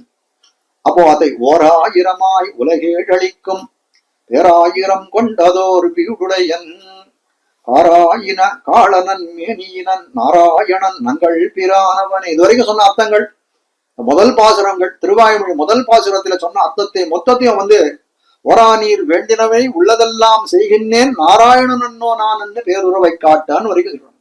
அதுக்கு மேல அவன் சீலத்தில் கால் தாழ்ந்த மாரணருள் ஒரா நீர் வேண்டினவை உள்ளதெல்லாம் செய்கின்றேன் நாராயணனோ நான் என்று பேருறவை காட்ட அவன் சீலத்தில் கால் தாழ்ந்த மாரணருள். எம்பெருமானுடைய சீலகுணத்தை பார்த்து அப்படியே கால் தாழ்ந்த ஆழங்கால் பட்டார் நம்மாழ்வார் தெரிவிக்கக்கூடியது. நாளுமென் புகழ்கோ குணசீலமை திருவாய்மொழியில காட்டக்கூடிய பாசுரங்கள் அருளிச்சல் சந்தைகள் எடுத்து காட்டுற பிள்ளை நாளுமென் புகழ்கோ குணசீலமே, சீலம் எல்லையிலா நடிமே. சீலம் சீலம்னு சொன்னா என்ன அப்படின்னு கேட்டார். குணவானா இருக்கக்கூடிய குணவான் என்னும்படியான சீலகுணத்தில் ஆழங்கால் படுகிறார் ஆழ்வார் இருக்கிறார். குணவான்ற சப்தத்துக்கு ரொம்ப அற்புதமா சீலகுணம் தான் காட்டப்படுகிறதுன்னு 2 இடத்துல காட்டுகிறார்கள். ஆளவந்தார் ஸ்தோத்திரத்துல எம்பெருமானுடைய குணங்களை எல்லாம் பட்டியலிடுகிறார் ஆளவந்தார். வசீவதான்யோ குணவான் ருஜு சுஜிஹி, வசீவதான்யோ குணவான் ருஜு சுஜிஹின்னு வரிசையா முதல்ல சொன்ன 2 குணங்கள் பார்த்தா ஒரு தனியான குணங்களை காட்ட முடியாது. குணவான்ற சப்தத்துக்கு என்ன அர்த்தம் அப்படின்னா பொதுவான குணங்களை உடையவன் குணவான். சம்ஷேபராமன் ஆரம்பிக்கக்கூடிய காலத்திலே நாரதர் தினத்திலே வால்மீகி பகவான் கேட்கிறார், கோன்வஸ்மின் சாம்பிரதம் லோகே குணவான் கஸ்ய வீரியவான். குணவான்ற சப்தத்தை இட்டே கேட்கிறான். அப்ப 16 குணங்கள் பொருந்தியவனா இருக்கக்கூடியவன் கேட்கக்கூடிய காலத்துல குணவான்னு கேட்ட ஒரு பொதுவான குணத்தை குணங்களை பொருந்தியவன் யாருன்னு கேள்வி கேட்க முடியுமான்னு கேட்க முடியாது. அப்போ இந்த இடத்துல ஆச்சாரியர்கள் நிஷ்கர்ஷம் பண்ணக்கூடிய இந்த குணவான்ற சப்தத்துக்கு என்ன குணத்தை நிஷ்கர்ஷம் பண்ணுகிறார்னா அவனுடைய சீல குணத்தை நிஷ்கர்ஷம் பண்ணுகிறார்கள் சொல்லக்கூடியது. அப்போ ஆழ்வார் என்ன பண்றார், எம்பெருமானுடைய சீல குணத்தை அவன் பேருருவை காட்ட அவன் சீலத்தில் காழ்த்தாழ்ந்த மாறன். அப்படிப்பட்ட மாறன் அந்த சீல குணத்திலே காழ்த்தாழ்ந்தவனா இருக்கக்கூடிய ஆழ்வார். அப்போ ஆழ்வார் அருள் உண்டு, மாறன் அருள், அதாவது ஆழ்வாருடைய கிருப்பை. அவன் சீலத்தில் காழ்த்தாழ்ந்த மாறன், அந்த மாறனுடைய அருள். அந்த மாறனுடைய அருள் எதுக்கு நமக்கு என்ன பண்ண முடியும், மாட்டிவிடும் நம் மனத்து மை. ஆழ்வார் அருளானது என்ன பண்ணும்னா நமக்கு அஜ்ஞானத்தை நிச்சேஷமாக கொஞ்சம் கூட தலையெடுக்காதபடி நமக்கு போக்கக்கூடியதா இருக்கும். அப்படிப்பட்ட ஆழ்வாருடைய அருளானது. அது மட்டும் இல்ல, அது வேற ஒண்ணு பண்ண அம்மானாழிப்பிரான் அவன் எவ்விடத்தான் யானா.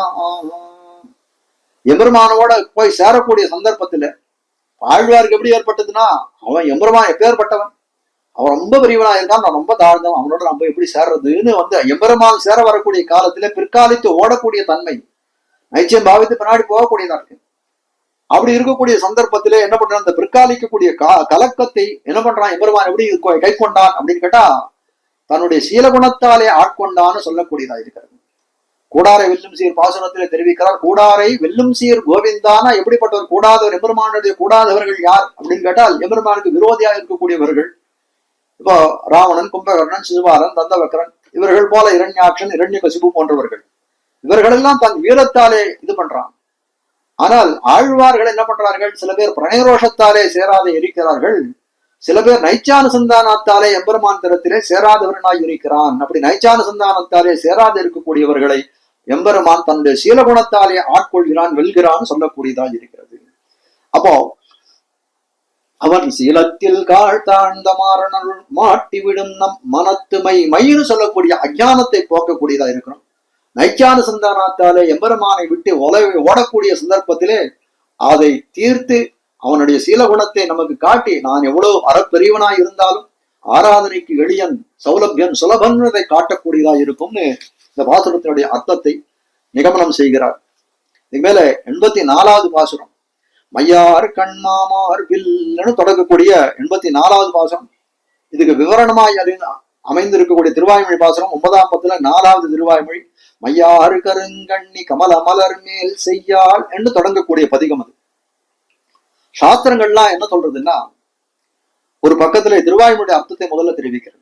சாஸ்திரங்கள்லாம் ஒரு பக்கத்திலே எம்பெருமானை சுதந்திரன்னு கொண்டாடும், சுதந்திர குணம் பொருந்தியவனா இருக்கக்கூடிய எம்பெருமான்னு கொண்டாடும். மற்றொரு பக்கத்திலே என்ன சொல்றதுன்னா, எம்பெருமான் குணகண விபூஷிதன், குணகண விபூஷிதன் இருக்கிற எல்லா குணங்களும் பொருந்தியவனாய் இருக்கிறான்னு சொல்லக்கூடியதா இருக்கு. அப்போ சுதந்திரம்னு சொல்லக்கூடியது எம்பெருமானுக்கு எப்படிப்பட்டதா இருக்குன்னா, அவனுக்கு ஸ்வரூபமா இருக்கிறது சுதந்திரன்ற குணமானது. அதே போல ஷீலாதி குணமுடையும் அவனுக்கு ஸ்வரூபமாகத்தான் இருக்கிறது. ஆனால் எந்த சந்தர்ப்பத்திலே எம்பெருமானுடைய சுவாதந்திரியம்னு சொல்லக்கூடிய குணமானது அதை மேலெழுந்து இருக்கிறதோ அப்போ என்ன இருக்கும், இந்த ஷீலாதி குணங்கள் எம்பெருமான் திறத்தில் இருக்கிற சீலம், சௌசீல்யம் இதெல்லாம் போல இருக்க குணங்கள் எல்லாம் என்ன ஆகும் அப்படின்னு கேட்டால் தலையெடுக்காது அமுங்கி கிடக்குமா. அப்போ தலையெடுக்கவே எடுக்காதா இந்த ஷீலாதி குணங்கள்லாம் சுதந்திரம் இருக்கக்கூடிய எம்பெருமானுக்கு சுதந்திரம் இருக்கக்கூடிய சந்தர்ப்பத்துல என்ன தலையெடுக்கும்ன்றார். எப்போ தலையெடுக்கும்னு கேட்கக்கூடிய காலத்தை அது எப்போ அப்படின்ற அந்த சந்தர்ப்பத்தை நிர்ணயித்து சொல்லுகிறார்கள் நம்முடைய ஆச்சாரியர்கள். முமுட்சுபடியில துவய பிரகரணத்துல ஒரு சூத்திரம், புருஷகார பலத்தா கையாலே சுவாதந்திரியம் தலை சாய்ந்தால் தலையெடுக்கும் குணங்களை சொல்லுகிறது நாராயணபதம் அப்படின்னு ஒரு திவ்ய சூக்தி.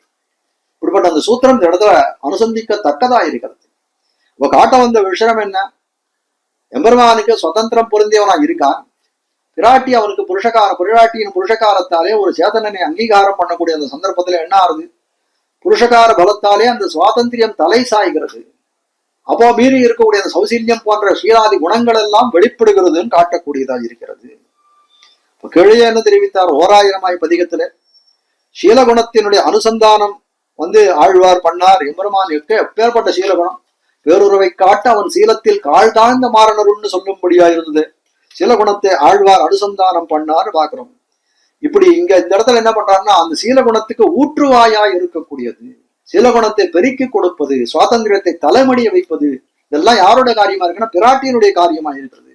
அப்படியுடைய பிராட்டியினுடைய சம்பந்தத்தை அனுசந்தானம் பண்ணக்கூடியதா இருக்கிறது இந்த திருவாய்மொழின்னு மையார் கருங்கண்ணின்னு சொல்லக்கூடிய திருவாய்மொழின்னு காட்டுகிறார்கள்.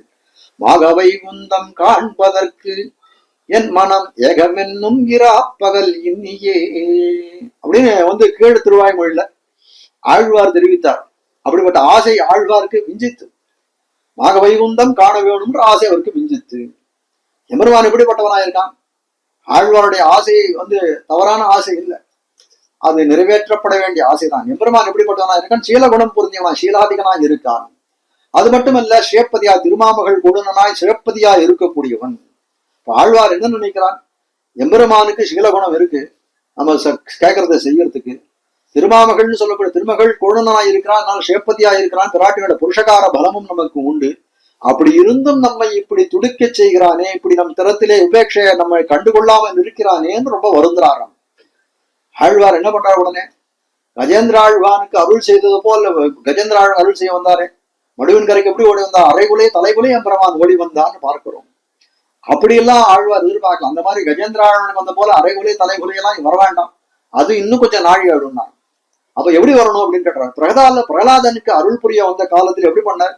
நேர ஒரு தூணை இடிச்சா இந்திரன் இரண்யன் தட்டின உடனே அந்த தூணை பிளந்து கொண்டு சடக்கன தூணினா அது போல நீ வரணும், அப்படி அருள் செய்ய வேணும் என்று போல ஆழ்வாருடைய நிலைமை இருக்குன்னு காட்டக்கூடிய ஆழ்வார் என்ன எம்பெருமான் என்ன நினைக்கிறான்னா, இந்த நிலையிலே ஆழ்வாருக்கு முகம் காட்டித்தோம் ஆயில் காட்டாம போயிட்டோமேனா என்ன ஆகும் அப்படின்னு ஆழ்வார் எம்பெருமான் யோசனை பண்ணி பார்க்கிறான். எம்பெருமானுடைய திருக்கல்யாண குணங்கள் எல்லாம் கடலோசை போலே நிவர்த்தகமாய் போய்விடுமே. அதனால எம்பெருமான் தன்னுடைய குணங்களை அப்படி பழுதாக்கி கொள்ள மாட்டான். அதனால ஆழ்வாருடைய தாகத்தை எறிந்தான். ஆழ்வார் என்ன நினைக்கிறாரோ ஆழ்வாருடைய விடாயை அறிந்து அவருக்கு உதவ எம்பெருமான் முகம் காட்டினான். அதை கண்ட உடனே ஆழ்வார் நான் ரொம்ப கிருத்தகிருத்தியனானேன், நான் நன்றி கடமைப்பட்டவனானேன், உனக்கு நானே அடிமை செய்ய பெற்றேன், நானே வாழ்ந்தேன், ஸ்ரீ வைஷ்ணவர்களுக்கெல்லாம் சொல்லமுதம் அளித்து தொண்டர்கமுதன்ன சொல்மாலைகள் சொன்னேன் என்று சொல்லும்படியாய் ஸ்ரீ வைஷ்ணவர்களாம் உபகாரம் செய்ய பெற்றவன் ஆனேன் அப்படின்னு சொல்லக்கூடியதா இருக்குது ஆழ்வாருடைய நிலைமை. இப்படி இவை ஒருவன் அடையத்தக்க பேருதானா அப்படின்னு பார்த்து வியந்து ஆழ்வார் மகிழ்ச்சியுடனே இந்த திருவாய்மொழி தலை கட்டுகிறார். மையார் கருங்கண் சொல்லக்கூடிய இந்த பாசுரத்தில பதிகத்தில காட்டக்கூடியதாய். மையார் கண்மாமார்பில் மன்னும் திருமாலை கையாழி சங்குடனே காண எண்ணி மெய்யான காதலுடன் கூப்பிட்டு கண்டுகந்த மாறன் பேர் உதவியுமே இன்னுயிர். மையார் கண் மாமார்பில் அப்படின்னு தெரிவிக்கிறார். ஆனால் பிரிக்கக்கூடிய சந்தர்ப்பத்திலே மையார் கண் மான்னு பிரிச்சு அர்த்தத்தை தெரிவிக்கிறார் புலகாமிஜி அந்த இடத்துல. மையார் கண் மானா திருமகள் என்று சொல்லக்கூடிய மகாலட்சுமி சொல்லக்கூடியதா இருக்கிறது. அப்போ எம்பெருமான் எப்படிப்பட்ட மையார் கண் மா அப்படின்னா நல்ல மையணிந்த கண்களை உடையவளா இருக்கக்கூடிய மகாலட்சுமி. எம்பெருமான் எப்படிப்பட்டவனா இருக்கானா விலட்சண விக்கிரக யுக்தனாய் மையார் கண் மாமார்பில் மண்ணும் திருமாலை கையாழி சங்குடனே காண வெண்ணின்னு பாசுரம் இல்லையா? அப்ப எம்பெருமானை காண வேணும்னு ஆழ்வார் ஆசைப்படுறாரு. அப்படிப்பட்ட எம்பெருமானுக்கு என்ன அடையாளங்கள் என்ன சின்னங்கள் இருக்கணும்னு சொல்லக்கூடிய காலத்தை மையார் கண் மா விலட்சண விக்கிரக யுக்தனா எம்பெருமான் இருக்கணும்னு முதல்ல ஒரு கண்டிஷன் சொல்றாரு. அது என்ன அப்படின்னு கேட்டால் எம்பெருமானுக்கு இருக்கக்கூடிய 3 விதமான வைசிஷ்டியங்களை காட்டக்கூடிய மையார் கண் மாமார்பில் மன்னும் திருமாலை கையாழி சங்குடனே காண எண்ணி அப்படின்னு தெரிவிக்கிறார் இல்லையா? அப்போ மூணு வைசிஷ்டியங்கள் தனித்துவங்கள் எம்பெருமானுக்கு காட்டக்கூடியதாக இருக்கிறது. மையார்கண் மாமார்பில்லாம் பிராட்டி தன்னுடைய இருக்கா, அதனால லட்சுமி விசிஷ்டனா இருக்கக்கூடிய எம்பெருமான் காட்டக்கூடியதா இருக்கிறது. கையாழி சங்குடனே காண எண்ணி, ஆழி சங்கு இதை ரெண்டும் பார்க்கணும் அப்படின்னா திவ்யாயுத விசிஷ்டனா இருக்கக்கூடிய அந்த எம்பெருமான் காட்டக்கூடியது. கையின்னு சொல்லக்கூடியதுனாலே அவனுடைய விக்கிரக விசிஷ்டனா இருக்கக்கூடிய அழகான திருமேனியை உடையவன் என்று காட்டக்கூடியதாய் மூன்று விஷயங்களை காட்டக்கூடியதாய் இருக்கிறது. இப்படி விக்கிரக விசிஷ்ட விலட்சண விக்கிரக யுக்தனாய் இருக்கக்கூடிய எம்பெருமானை காண ஆசைப்பட்டார் ஆழ்வார். அப்படிப்பட்ட ஆழ்வார் எம்பெருமானை கூப்பிடுறார். மையார் கருங்கணி இல்ல, அப்படிப்பட்ட அந்த மையாறு கருங்கண்ணி பாசுரத்தை அனுவதித்து மையார்கண் மாமார்பில் சொல்லக்கூடிய இந்த பாசுரத்தை அனுவாதம் செய்கிறார் மணவாள மாமுனிகள் காட்டுகிறார் திருவாய்மொழி புலரவஞ்சியர். கீழ் திருவாய்மொழியில எம்பெருமான் சீலாதிகன்னு சொன்னார். அது மட்டும் அந்த சீல குணத்துக்கு ஊற்றுவாயாய் இருக்கக்கூடிய பிராட்டியோடும் இந்த இடத்துல எம்பெருமான காணணும்னு ஆசைப்படுறார். சீலாதிகனா இருக்கக்கூடிய பகவான் அந்த சீலாதிகனா இருக்கக்கூடிய அவன் சீலாதிகன்னு சொல்றதுக்கு ஊற்றுவாயா இருக்கக்கூடிய பிராட்டியருடைய சம்பந்தம். அப்படிப்பட்ட பிராட்டியோடும் திருக்கையிலே பிடித்திருக்கக்கூடிய திவ்யாயுதங்களோடும் பாஞ்சஜன்யம் அது மட்டும் திருவாழி ஆழ்வான் என்று சொல்லக்கூடிய ரெண்டு பேரையும் பிடிச்சுட்டு இருக்காங்க. அப்போ அது எப்படி இருக்கு அப்படின்னு கேட்டால், ஒரு பக்கத்தை பார்த்தா எம்பெருமானை பார்க்கக்கூடிய காலத்துல அந்த ஆபரணத்தை போல அவன் எம்பெருமான் கையில திவ்யாயுதங்களை பிடித்துக் கொண்டிருக்கிறான். திருவாழி ஆழ்வான் திருச்செங்காழ்வான் பிடிச்சுட்டு இருக்கக்கூடிய காலத்துல அந்த ஆபரணத்தை போலே தோன்றுகிறது. ஆனால் பிராட்டியோட சேர்ந்து இருக்கிற மையார்கண் மாமார்பில் மன்னும் திருமாலை கையாழி சங்குடனே காண எண்ணினா பிராட்டியோடு சேர்ந்து இருக்கக்கூடிய அந்த சேர்த்தியாக அந்த சன்னிவேசத்துல எம்பெருமான் கையில பிடித்திருக்கக்கூடிய திவ்யாயுதங்கள் எப்படிப்பட்டதா இருக்கு, அந்த சேர்த்திக்கு என்ன சொல்றது, ஒரு ரட்சணம் போல விளங்குகிறது, சேர்த்தியை காப்பதற்கு இருப்பது போல இருக்கிறது. ஆனால் ஆழ்வார் எப்படி இருக்கணும், சீலாதிகனாய் இருக்கக்கூடிய எம்பெருமான், அப்படிப்பட்ட எம்பெருமான் திருமார்பிலே வக்ஷஸ்தலத்திலே வாசம் செய்பவளா இருக்கக்கூடிய பிராட்டி, அந்த சீலத்துக்கு ஊற்றுவாயா இருக்கக்கூடியவர்.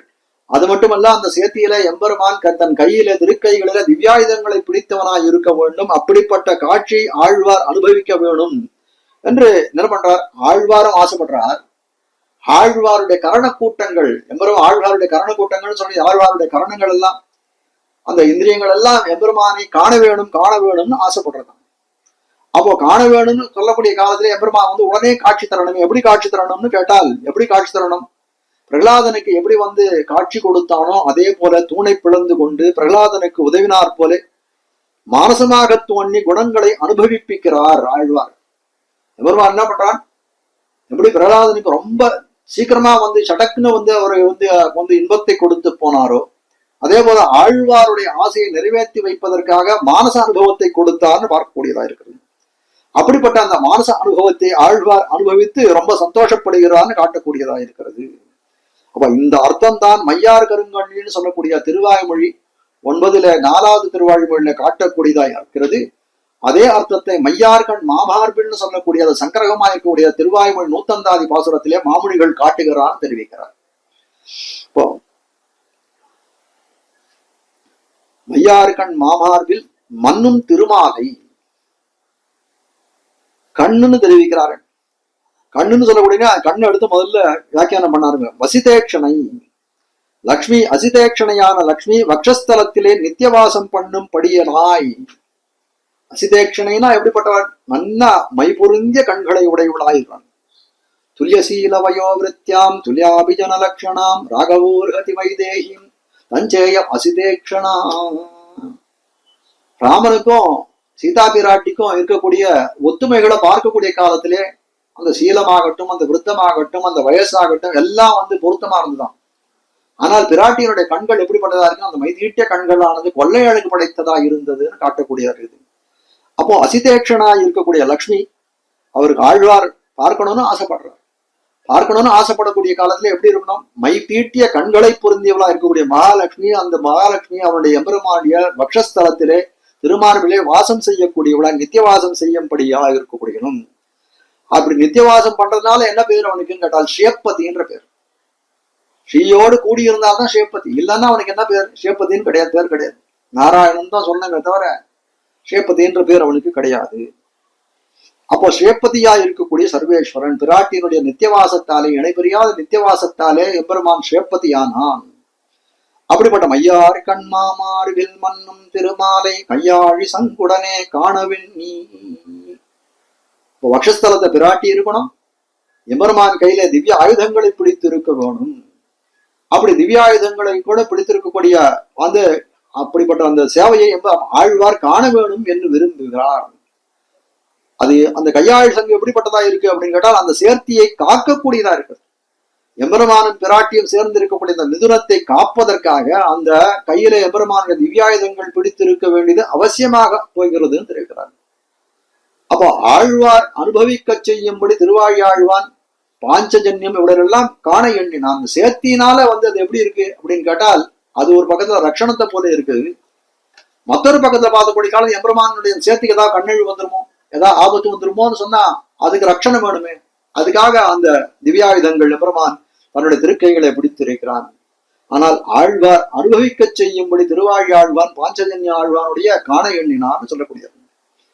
அப்போ இத்தாலே மையாறு கருங்கண்ணி தொடங்கி மையாறு கருங்கண்ணி கமல மலர் மேல் செய்யாள் திருமார்பினில் சேரு திருமாலே வெய்யாறு சுடராழி சுரிசங்கம் ஏந்தும் கையா உன்னை காண கருதுமென் கண்ணே. முதல் பாசனம் இப்படிப்பட்ட அந்த முதல் பாசனத்தினுடைய அர்த்தத்தை, பூர்த்தியான அர்த்தத்தை மையார் கண் மாமார்பில் மண்ணும் திருமாலை கையாழி சங்குடனே காண எண்ணி அப்படின்னு முதல் பாட்டை கடாட்சித்து இந்த 2 வரியில அந்த பாசுரத்தினுடைய அர்த்தத்தை தெரிவிச்சுட்டார். அடுத்தது ஒரு கேள்வி இந்த இடத்துல கேட்கிறார். கையாழி சங்குடனே காண எண்ணின்னு தெரிவிக்கிறாரு, அது ஏன் இந்த சங்கம் சக்கரமும் எம்பெருமானுடைய வலக்கையாழ் இடக்கை சங்கம் சேர்ந்தே இருக்கணுமா அப்படின்னு ஒரு கேள்வி. கேள்வியை தெரிவித்தோம். அந்த மிதுனத்துக்கு ஒரு கண்ணழிவு ஏற்பட்டால் என்ன செய்வது அப்படின்னு ஒரு அர்த்தத்தை தெரிவித்தோம். அது எல்லா இடத்தையும் புரிஞ்சுக்க ராமாயணத்தை ஒரு ஸ்லோகத்தை எடுத்து காட்டுறோம். வைதேகிம் லக்ஷ்மணம் ராமம் நேத்ரைஹி அனிமிஷைரிவ. சீதை, ராமன், லக்ஷ்மணன் இவர்கள் 3 பேரும் சென்று கொண்டிருக்கக்கூடிய காலத்துல மக்கள் எல்லாம் பார்க்கிறார்கள். எப்படின்னா தேவர்களை போலே பார்க்கிறார்கள். தேவர்கள்னா எப்படின்னா கண் இமைக்காது அனிமிஷைரிவ. இது முதல் பாகமா இருக்கக்கூடிய இந்த ஸ்லோகம். அவஷ்டப்யதிஷ்டந்தம் ததர்ஷ தனுரூர்ஜிதம். முதல்ல ராமன், சீதை, லக்ஷ்மணன் எல்லாரையும் கண் இமைக்காது பார்த்தார்கள்னு சொன்னா, அதுக்கப்புறம் பார்க்கக்கூடிய காலத்துல அவர்கள் பார்வை போச்சான். அப்ப எப்படி இருக்கன்னா ஒரு நீண்ட வில்லை பற்றி இருக்கக்கூடிய ராமனை கண்டார்கள். இது என்ன, இது ராமன் எதுக்கு வில்ல பிடிச்சிட்டு இருக்கான் இந்த இடத்துல அப்படின்னு கேட்டால் சேர்த்தியில இருக்கானே, பிராட்டியோட சேர்ந்து இருக்கிறானே, அப்படி சொல்லக்கூடிய சேர்த்தியை காப்பதற்காக ஆயுத பிரஸ்தாவம் அந்த இடத்துல பண்ணியிருக்கார்கள். அப்ப எம்பெருமான் எந்தெந்த இடத்துல சேர்த்தியா இருக்கானோ பக்தர்களுக்கு எம்பெருமானுக்கு அது ஒரு ஆவரணத்தை போல இருக்கிறது. பிராட்டியோட சேர்த்தி இருக்கக்கூடிய காலத்திலே பிராட்டிக்கும் பக்தர்களுக்கும் எப்படி இருக்கு தோற்றுகிறதுனா அது மிதுனத்திலே கண்ணழிவு ஏற்படாமல் காப்பதற்கு ஒரு ரட்சண கருவியாக இருக்கிறதுன்னு காட்டக்கூடியது. மையார் கண்மாமார் வில் மண்ணும் திருமாலை கையாழி சங்குடனே காணவெண்ணி மெய்யான காதலுடன் கூப்பிட்டு கண்டுகந்த. ஆழ்வார் தன்னுடைய மனோரதத்தை வச்சுட்டார். பக்ஷஸ்தலத்துல இருக்கக்கூடிய பிராட்டி மைதீட்டிய கண்களோடு இருக்கக்கூடிய பிராட்டி பக்ஷஸ்தலத்தில இருக்க, வலக்கையாழி இடக்கை சங்கம் உடையவனாய் எம்பெருமான் இருக்க, அப்படிப்பட்ட எம்பெருமானை காண வேணும். எப்படி காணணும்னு ஆசைப்படுறான்? மெய்யான காதலுடன், உண்மையான காதல், மெய்யான காதலுடன் கூப்பிட்டு. ஆழ்வாருக்கு எப்படிப்பட்ட காதல் எம்பெருமான் தரத்திலே? ரொம்ப உண்மையான காதல். அப்படிப்பட்ட பிரேமத்தோட கூப்பிட்டார். காதலுடன் கூப்பிட்டு கண்டுகந்த மாறன், உண்மையான பிரேமத்தோட கூட்டார். அம்மனை அப்படியே கண்டு மகிழ்ந்தார் ஆழ்வார்.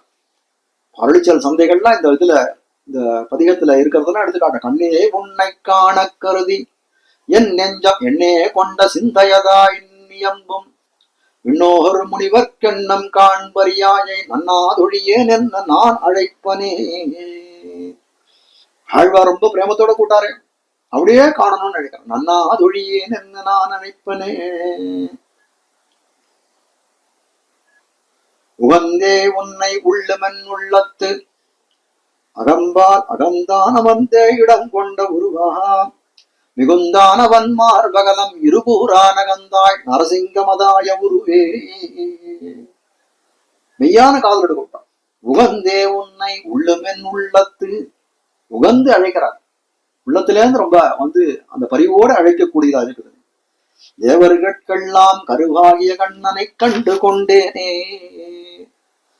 எப்படி எம்பெருமான் எம்பெருமான் தலத்திலே ஆழ்வார் கண்டுகந்ததை எல்லாம் அருளிச்செயல் சந்தைகளாலே வெளியிட்டார் ஆழ்வார்னு சொல்லக்கூடியதா இருக்குது. மையாறு கண்மாமார்பில் மன்னும் திருமாலை கையாழி சங்குடனே காண எண்ணி மெய்யான காதலுடன் கூப்பிட்டு கண்டுகந்த மாறன் பேர் ஓத மரன் பேர் ஓத உயுமே இன்னுயிர். ஆழ்வார் வக்ஷஸ்தலத்தில் இருக்கிற பிராட்டியோடையும் திவ்யாயுதங்களோடு இருக்கக்கூடிய அந்த எம்பெருமானை மெய்யான காதலுடன் கூப்பிட எம்பெருமான் ஆழ்வாருக்கு சேவை சாதித்தான். அப்படிப்பட்ட ஆழ்வாருடைய மாறன் பேரோத என்னாகும்? ஓத உய்யுமே. அந்த ஆழ்வார் எம்பெருமாறனுடைய பேரை ஊதினோமானால் நம்முடைய இன்னுயிரானது உய்யும். அப்போ பகவத் விஷய பக்தியை உடையவராக இருக்கக்கூடிய ஆழ்வார், அப்படிப்பட்ட ஆழ்வாருடைய திருநாமத்தை அனுசந்தித்தால் என்ன நடக்கும் அப்படின்னு கேட்டால், இந்த விலட்சணமா இருக்கக்கூடிய ஆத்ம வஸ்துவானது உஜ்ஜீவனத்தை அடையும்னு சொல்லி 84வது பாசுரத்துடைய அர்த்தத்தை சமாபனம் செய்கிறார். மேலே 85வது பாசுரம் இன்னுயிர் மால் தோத்தினது இங்கன் நெஞ்சிலன்னு தொடங்கக்கூடிய பாசுரம். இதுக்கு விவரணமா இருக்கக்கூடிய 9ஆம் 10 5ஆம் திருவாய்மொழி பாசுரம் இன்னுயிர் சேவலம் நீரும் கூவிக்கொண்டுன்னு தொடங்கக்கூடிய பாசுரம்.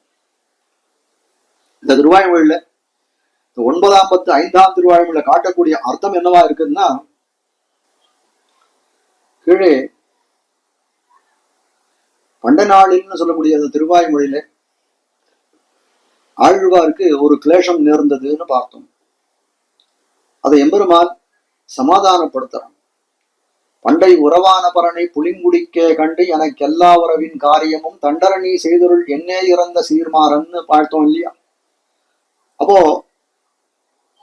அனாதி சித்தமா இருக்கக்கூடிய எம்பெருமான், அனாதி சித்தமான சம்பந்தத்தை உடையவனா இருக்கக்கூடிய இந்த எம்பெருமான் ஆழ்வாருக்கு என்ன பண்றான்? நான் நாராயணன், நான் தான் உமக்கு ஷரீரியா இருக்கக்கூடியவன், நீர் எனக்கு ஷரீரம், உமக்கு ஆக வேண்டிய பேற்றையெல்லாம் அது எனக்கு ஆக வேண்டிய பேராயித்துன்னு தன்னுடைய பேருறவை காட்டினான். அப்படின்னு பேருறவை காட்டி ஆழ்வாரை சமாதானப்படுத்தினான் அப்படின்னு பார்க்கிறோம். அப்போ எனக்கு எல்லா உறவின் காரியமும் குறையறச் செய்து தருவேன் என்று எம்பெருமான் சொல்ல, எம்பெருமானுடைய சீலத்திலே ஆழ்வாரானவர் ஆழங்கால் பட்டார்னு பாட்டோம். இது கீழே பண்டை நாள்னு சொல்லக்கூடிய 9ஆம் 10 3வது திருவாய்மொழி. மேலே மையார் கருங்கண்ணின்னு சொல்லக்கூடிய திருவாய்மொழி தொண்டர்கமுதுன்ன சொல்மாலைகள் சொன்னேன் அண்டத்தமரர் பெருமான் அடியேனே என்று சொல்லும்படியாய் ஆழ்வார் அருளி செய்யக்கூடிய பாசுரங்கள் எல்லாம் எப்படிப்பட்டதா இருக்கிறதுன்னா, பாவதடியவர்களுக்கெல்லாம் பாவதர்களுக்கெல்லாம் அது ஒரு அமுதை போலே இருக்கிறது. அப்படி ஒரு பெரிய பெருமையை சொல்லும்படியாக உனக்கு ஆக்கி கொடுத்தேனே. இது எல்லாருக்கும் சாமான்யமாக கிடைக்கக்கூடிய பேரா என்ன? ஆழ்வீர் உமக்கு தானே இது கிடைச்சிருக்கு அப்படின்னு சொல்லக்கூடிய காலத்திலே ஆழ்வார் மகிழ்ச்சி அடைந்து களிப்படைந்து நின்றார். அது மட்டுமில்ல, அதே மையாரிலே காட்டக்கூடியலாம் தேவர்கட்கெல்லாம் கருவாகிய கண்ணனை கண்டுகொண்டேனே என்று அருளி செய்தவர் இல்லையா ஆழ்வார். அதை பார்த்த அது சொன்ன உடனே அது அந்த இடத்திலே ஆழ்வாருக்கு ஏற்பட்டது மானச சாட்சாத்காரம் தான். மனசினாலதான் எம்பெருமானை பார்த்தார். நேரே கண்களாலே சற்றுராலே சற்று இந்திரியத்தாலே பார்க்கவில்லை. அப்போ எம்பெருமான் ஆழ்வாருக்கு என்ன தோன்றதுன்னா, பாக்கிய சம்ஸ்லேஷம், தன்னுடைய கரணங்களாலே எம்பெருமானை அனுபவிக்க வேண்டும், இந்திரியங்களாலே எம்பெருமானை அனுபவிக்க வேணும் அப்படின்ற ஒரு அபேட்சை, ஒரு ஆசை பிறந்தது. ஆனால் எம்பெருமான் என்ன நினைக்கிறான்? ஆழ்வாருக்கு நம்மை காண்பதற்கு இன்னும் அவருக்கு விடாய் அதிகரித்து ஏற்பட வேணும்.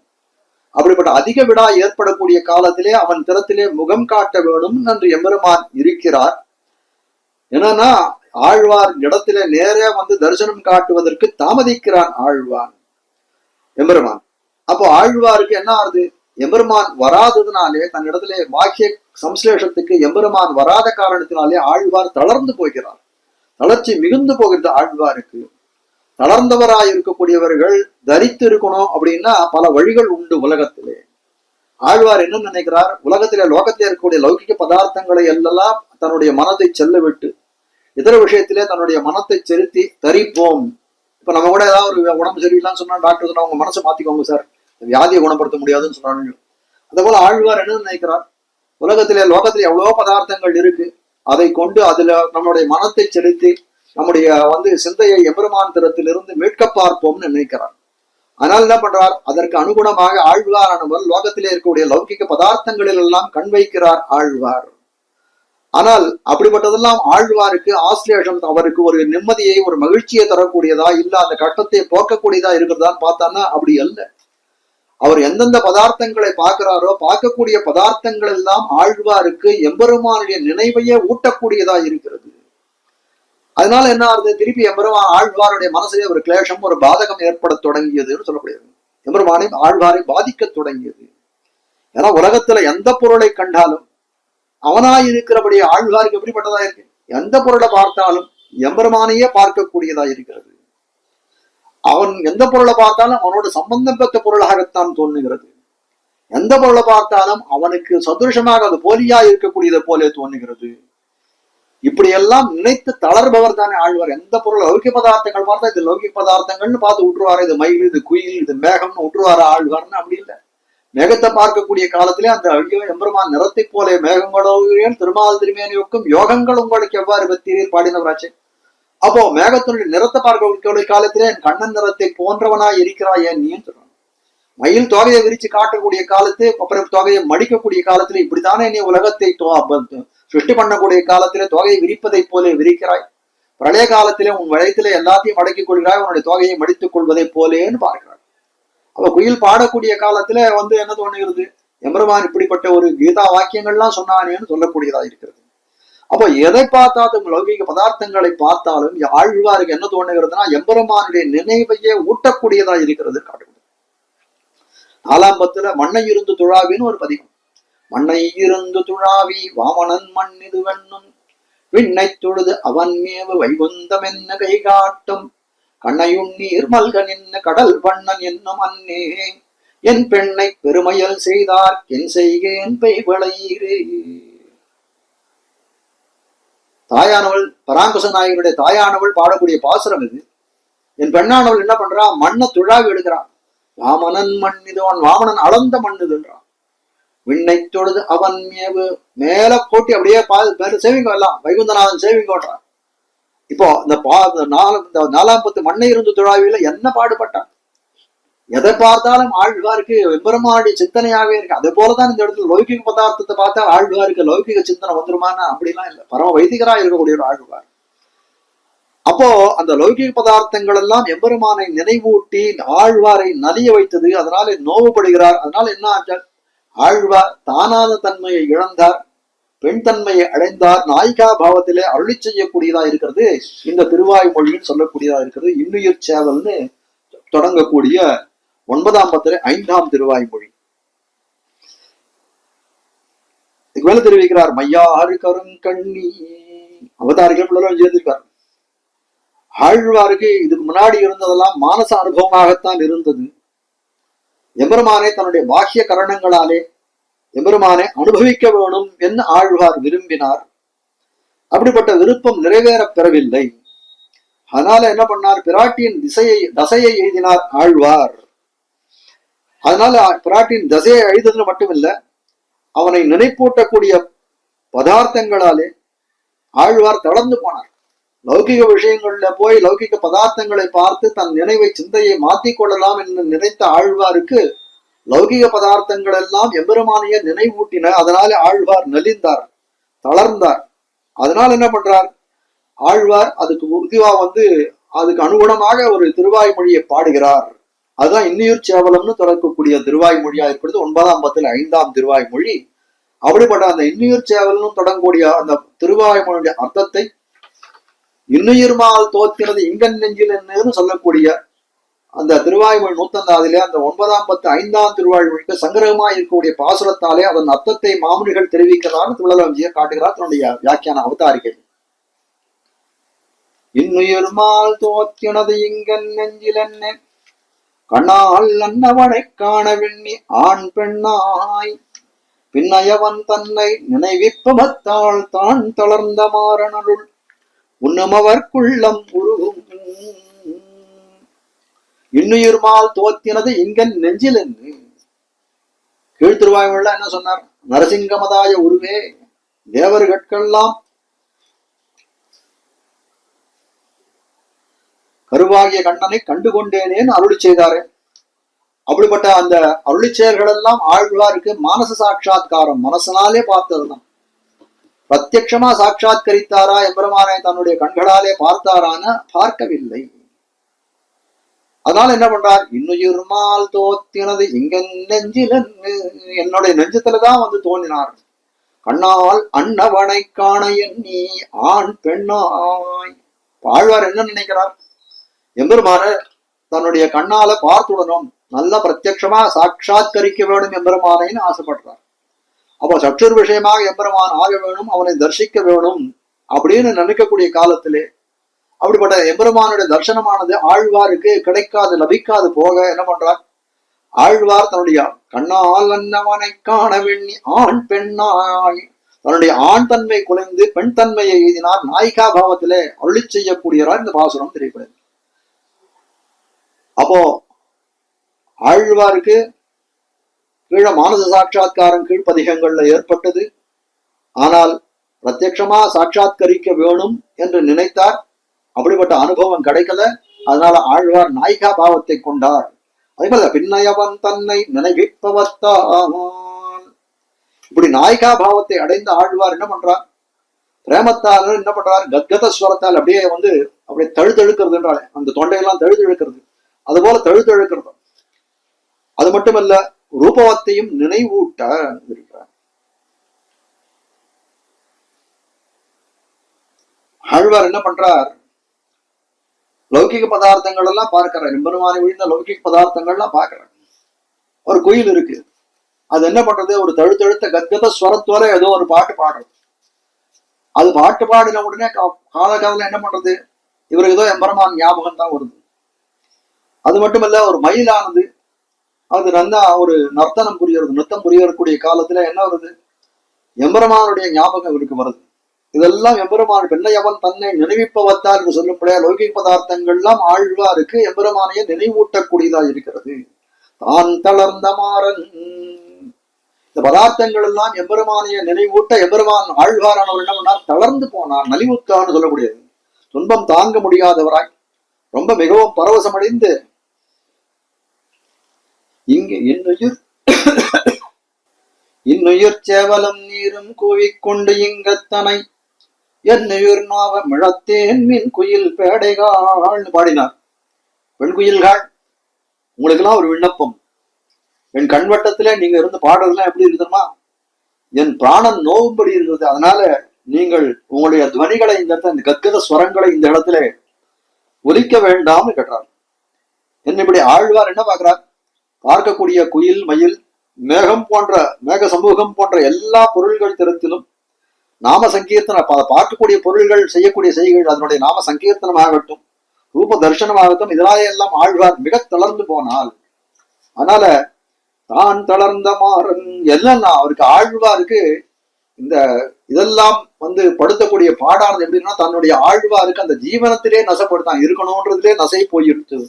தான் தளர்ந்த மாறன் அருள், இப்படி எம்பெருமான் விஷயத்துல அவனை பிரிந்து சாட்சாத்கரிக்க முடியாது. அதனால தளர்ந்த மாறன், அப்படி மாறனுக்கு ஒரு அருள் கிருபை உண்டு. இப்படிப்பட்ட பாரவஷ்யத்தை அடைந்தவராயிருக்கக்கூடிய ஆழ்வார், அப்படி ஆழ்வாருக்கு இருக்கக்கூடிய கிருபை அது எப்படிப்பட்டதுன்னா, அருள் கண்டீர் இவ் உலகினில் மிக்கதே. ஆழ்வாருடைய அருள் எப்படிப்பட்டதா, உலகில் மிக்கது, ரொம்ப பெருமை வாய்ந்ததா இருக்கிறது சொல்லக்கூடியதா இருக்குது. அப்படிப்பட்ட ஆழ்வாருடைய கிருபையை அனுசந்தித்தார். அனுசந்தித்தால் என்ன ஆகும்,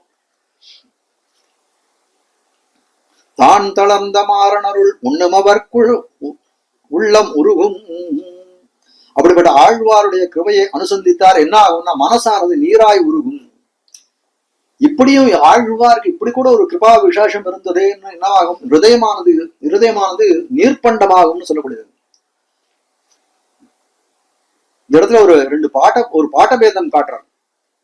மாறன் அருள் உண்ணும் அவருக்கு உள்ளம் உருகும்னு ஒரு பாட்டம் காட்டுறார்கள். மாறன் உரை உண்ணும் அவருக்கு உள்ளம் உருகும்னு ஒரு பாட்டம் காட்டுறார்கள். மாறன் உரை உண்ணும் அவருக்குன்னு சொல்லக்கூடிய இடத்துல என்ன தெரிவிக்கிறான்னா, மாறன் உரைன்னு சொல்லக்கூடிய ஆழ்வாருடைய ஸ்ரீசூக்திகள், திவ்ய ஸ்ரீசூக்திகள், அப்படிப்பட்ட திவ்ய ஸ்ரீசூக்திகளை அனுசந்திக்க புக்கால் எப்படி இருக்கும் அப்படின்னு கேட்டால், இப்படி ஒரு ஸ்ரீசூக்தியை கூட உண்டா இந்த உலகத்திலேன்னு சொல்லும்படியாய் அந்த மனசானது திரவ நிலையை அடையும்னு சொல்லக்கூடியது. அதான் இந்த இன்னுயிர் சேவலம்னு சொல்லக்கூடிய திருவாய்மொழியில கடைசியில பலஸ்ருதியாய் தெரிவிக்கக்கூடியது என்ன அப்படின்னா, இவை 9 மூவுலகம் உருகுமேன்னு வந்து தெரிவிக்கிறார். அதை அடியொட்டியே இதுல காட்டக்கூடியது என்னன்னா, பின்னையவன் தன்னை நினைவிப்பவத்தால் தான் தளர்ந்த மாறனருள் உண்ணும் அவர் குள்ளம் உருகும். ஆழ்வார் திவ்ய சூக்தியை நினைத்து இப்படி ஒரு ஸ்ரீசூக்தி இருந்தேன் அப்படின்னு நினைச்சாலும் உள்ளம் உருகும். இல்ல மாறனுடைய அருளை நினைக்கக்கூடிய காலத்திலே அதுவும் நம்முடைய நெஞ்சத்தை நீர்ப்பண்டமாக்கக்கூடியதா இருக்கிறதுன்னு காட்டக்கூடியதா இருக்கு. இப்படி 5 பாசனங்களாலே 5 வித அர்த்தங்களை காட்டுகிறார். கொண்டவெண்டிர்த்தாம் முதலா கூறுமுத்தார் கண்மத்தால் சொல்லக்கூடிய 81வது பாசுரத்தாலே எம்பெருமானே நிருபாதிக பந்து, ஔபாதிக பந்துக்கள் அனைவரும் தள்ளத்தக்கவர் அப்படின்ற அர்த்தத்தை காட்டினார். மேலே பண்டை உறவானவர்களை புளிங்குடிக்க கண்டுன்னு சொல்லக்கூடிய அந்த பாசுரத்தாலே எம்பெருமான் திறத்திலே பந்து கிருத்தியம் செய்ய வேணும் அப்படின்ற எம்பெருமான் ஆழ்வாருடைய அபிலாஷையை காட்டினார். மேலே ஓராநீர் வேண்டினவழி உள்ளதெல்லாம் செய்கின்றேன் என்ற பாசுரத்தாலே எம்பெருமான் தன்னுடைய சீலகுணத்தை காட்டினான்னு பார்க்கிறோம். அதுக்கு மேலே அந்த சீலகுணத்துக்கு ஊற்றுவாயா இருக்கக்கூடியது அந்த பிராட்டியினுடைய சம்பந்தம். அப்படியுடைய பிராட்டியினுடைய சம்பந்தத்தை காட்டக்கூடியதா இருக்கிற மையார்கள் மாமார்பில்னு சொல்லக்கூடிய பாசுரம். அதுக்கு மேலே ஆழ்வாருக்கு இதுவரைக்கும் ஏற்பட்டது எல்லாம் மானச சாட்சா்காரமாய் இருப்பதாலே பாக்கிய சம்ஸ்லேஷம் இந்திரியங்களாலே எம்பெருமானை அனுபவிக்க வேணும் என்று ஆசை ஏற்பட, அப்படிப்பட்ட அந்த ஆசை நிறைவேறாது போக ஆழ்வாருக்கு ஒரு துன்பம் ஏற்பட்டு தளர்ச்சி ஏற்பட்டு தன்னுடைய ஆண் தன்மை இழந்து நாயிகா பாவத்தை அடைந்து லௌகிக பதார்த்தங்களே தன் மனத்தை செலுத்துவோம்னு நினைக்கக்கூடிய காலத்திலே அந்த பதார்த்தங்களும் எம்பெருமானையே ஆழ்வாருக்கு நினைப்பூட்ட ஆழ்வார் என்னை இப்படிலாம் செய்யாதீர்கள் என்று சொல்லக்கூடியதா இருக்கிறது. கடைசியா சொன்ன விஷயம் என்ன அப்படின்னா, ஆழ்வாருடைய அருளானது நம் நெஞ்சத்தை நீர்ப்பண்டமாய் உருக்கும்னு தெரிவித்து இந்த பாசுரனுடைய அர்த்தத்தை இவ்விடத்திலே நிறைவு பெறுத்துகிறேன். குத்தம் குறைகள் மணிந்திருக்கும் ஷமிக்க பிரார்த்தனை. மீண்டும் ஒரு துறை ஜிஆர் சுவாமியுடைய திருவடிகளுக்கு பல்லாண்டு பாடி அடியேன் அமைகிறேன். ஸ்ரீமதே ரம்யஜாமாதிமுனீந்திராய மகாத்மனே ஸ்ரீரங்கவாசினே பூயாத் நித்யஸ்ரீர் நித்யமங்கலம். மங்களம் குருவர்யாய மங்களம் குணசிந்தவே ஆதிவீதிகரார்யாய நித்யஸ்ரீர் நித்யமங்கலம். ஸ்ரீமத் சுந்தரஜாமாதிமுனிபாதாப்ஜ சேவினே அண்ணங்கராரியவரியாய நித்யஸ்ரீர் நித்யமங்கலம். தழை நல்ல இன்பம் தலை பெய்தெங்கும் தழைக்கவே லோகா சமஸ்தாக சுகினோ பவந்து சமஸ்த சன்மங்களாணி சந்து. ஆழ்வார் எம்பெருமானார் ஜியர் திருவடிகளே சரணம். பற்பமெனத்திகள் பைங்கழலும் தன் பல்லவமே விரலும். பற்பமென திகழ் பைங்கழலும் தன் பல்லவமே விரலும். பாவனமாகிய பைந்துவராடை பதிந்த மருங்கழகோ. பாவனமாகிய பைந்துவராடை பதிந்த மருங்கழகோ. முப்புரி நூலோடு முன் கையில் ஏந்திய முக்கோல் தன்னழகும். எப்பொழுதும் யதிராசன் வடிவழகு என் இதயத்துள்ளதால். இல்லை எனக்கெதிர் இல்லை எனக்கெதிர் இல்லை எனக்கெதிரே. இல்லை எனக்கெதிர் இல்லை எனக்கெதிர் இல்லை எனக்கெதிரே. இல்லை எனக்கெதிரே இல்லை எனக்கெதிரே இல்லை எனக்கெதிரே.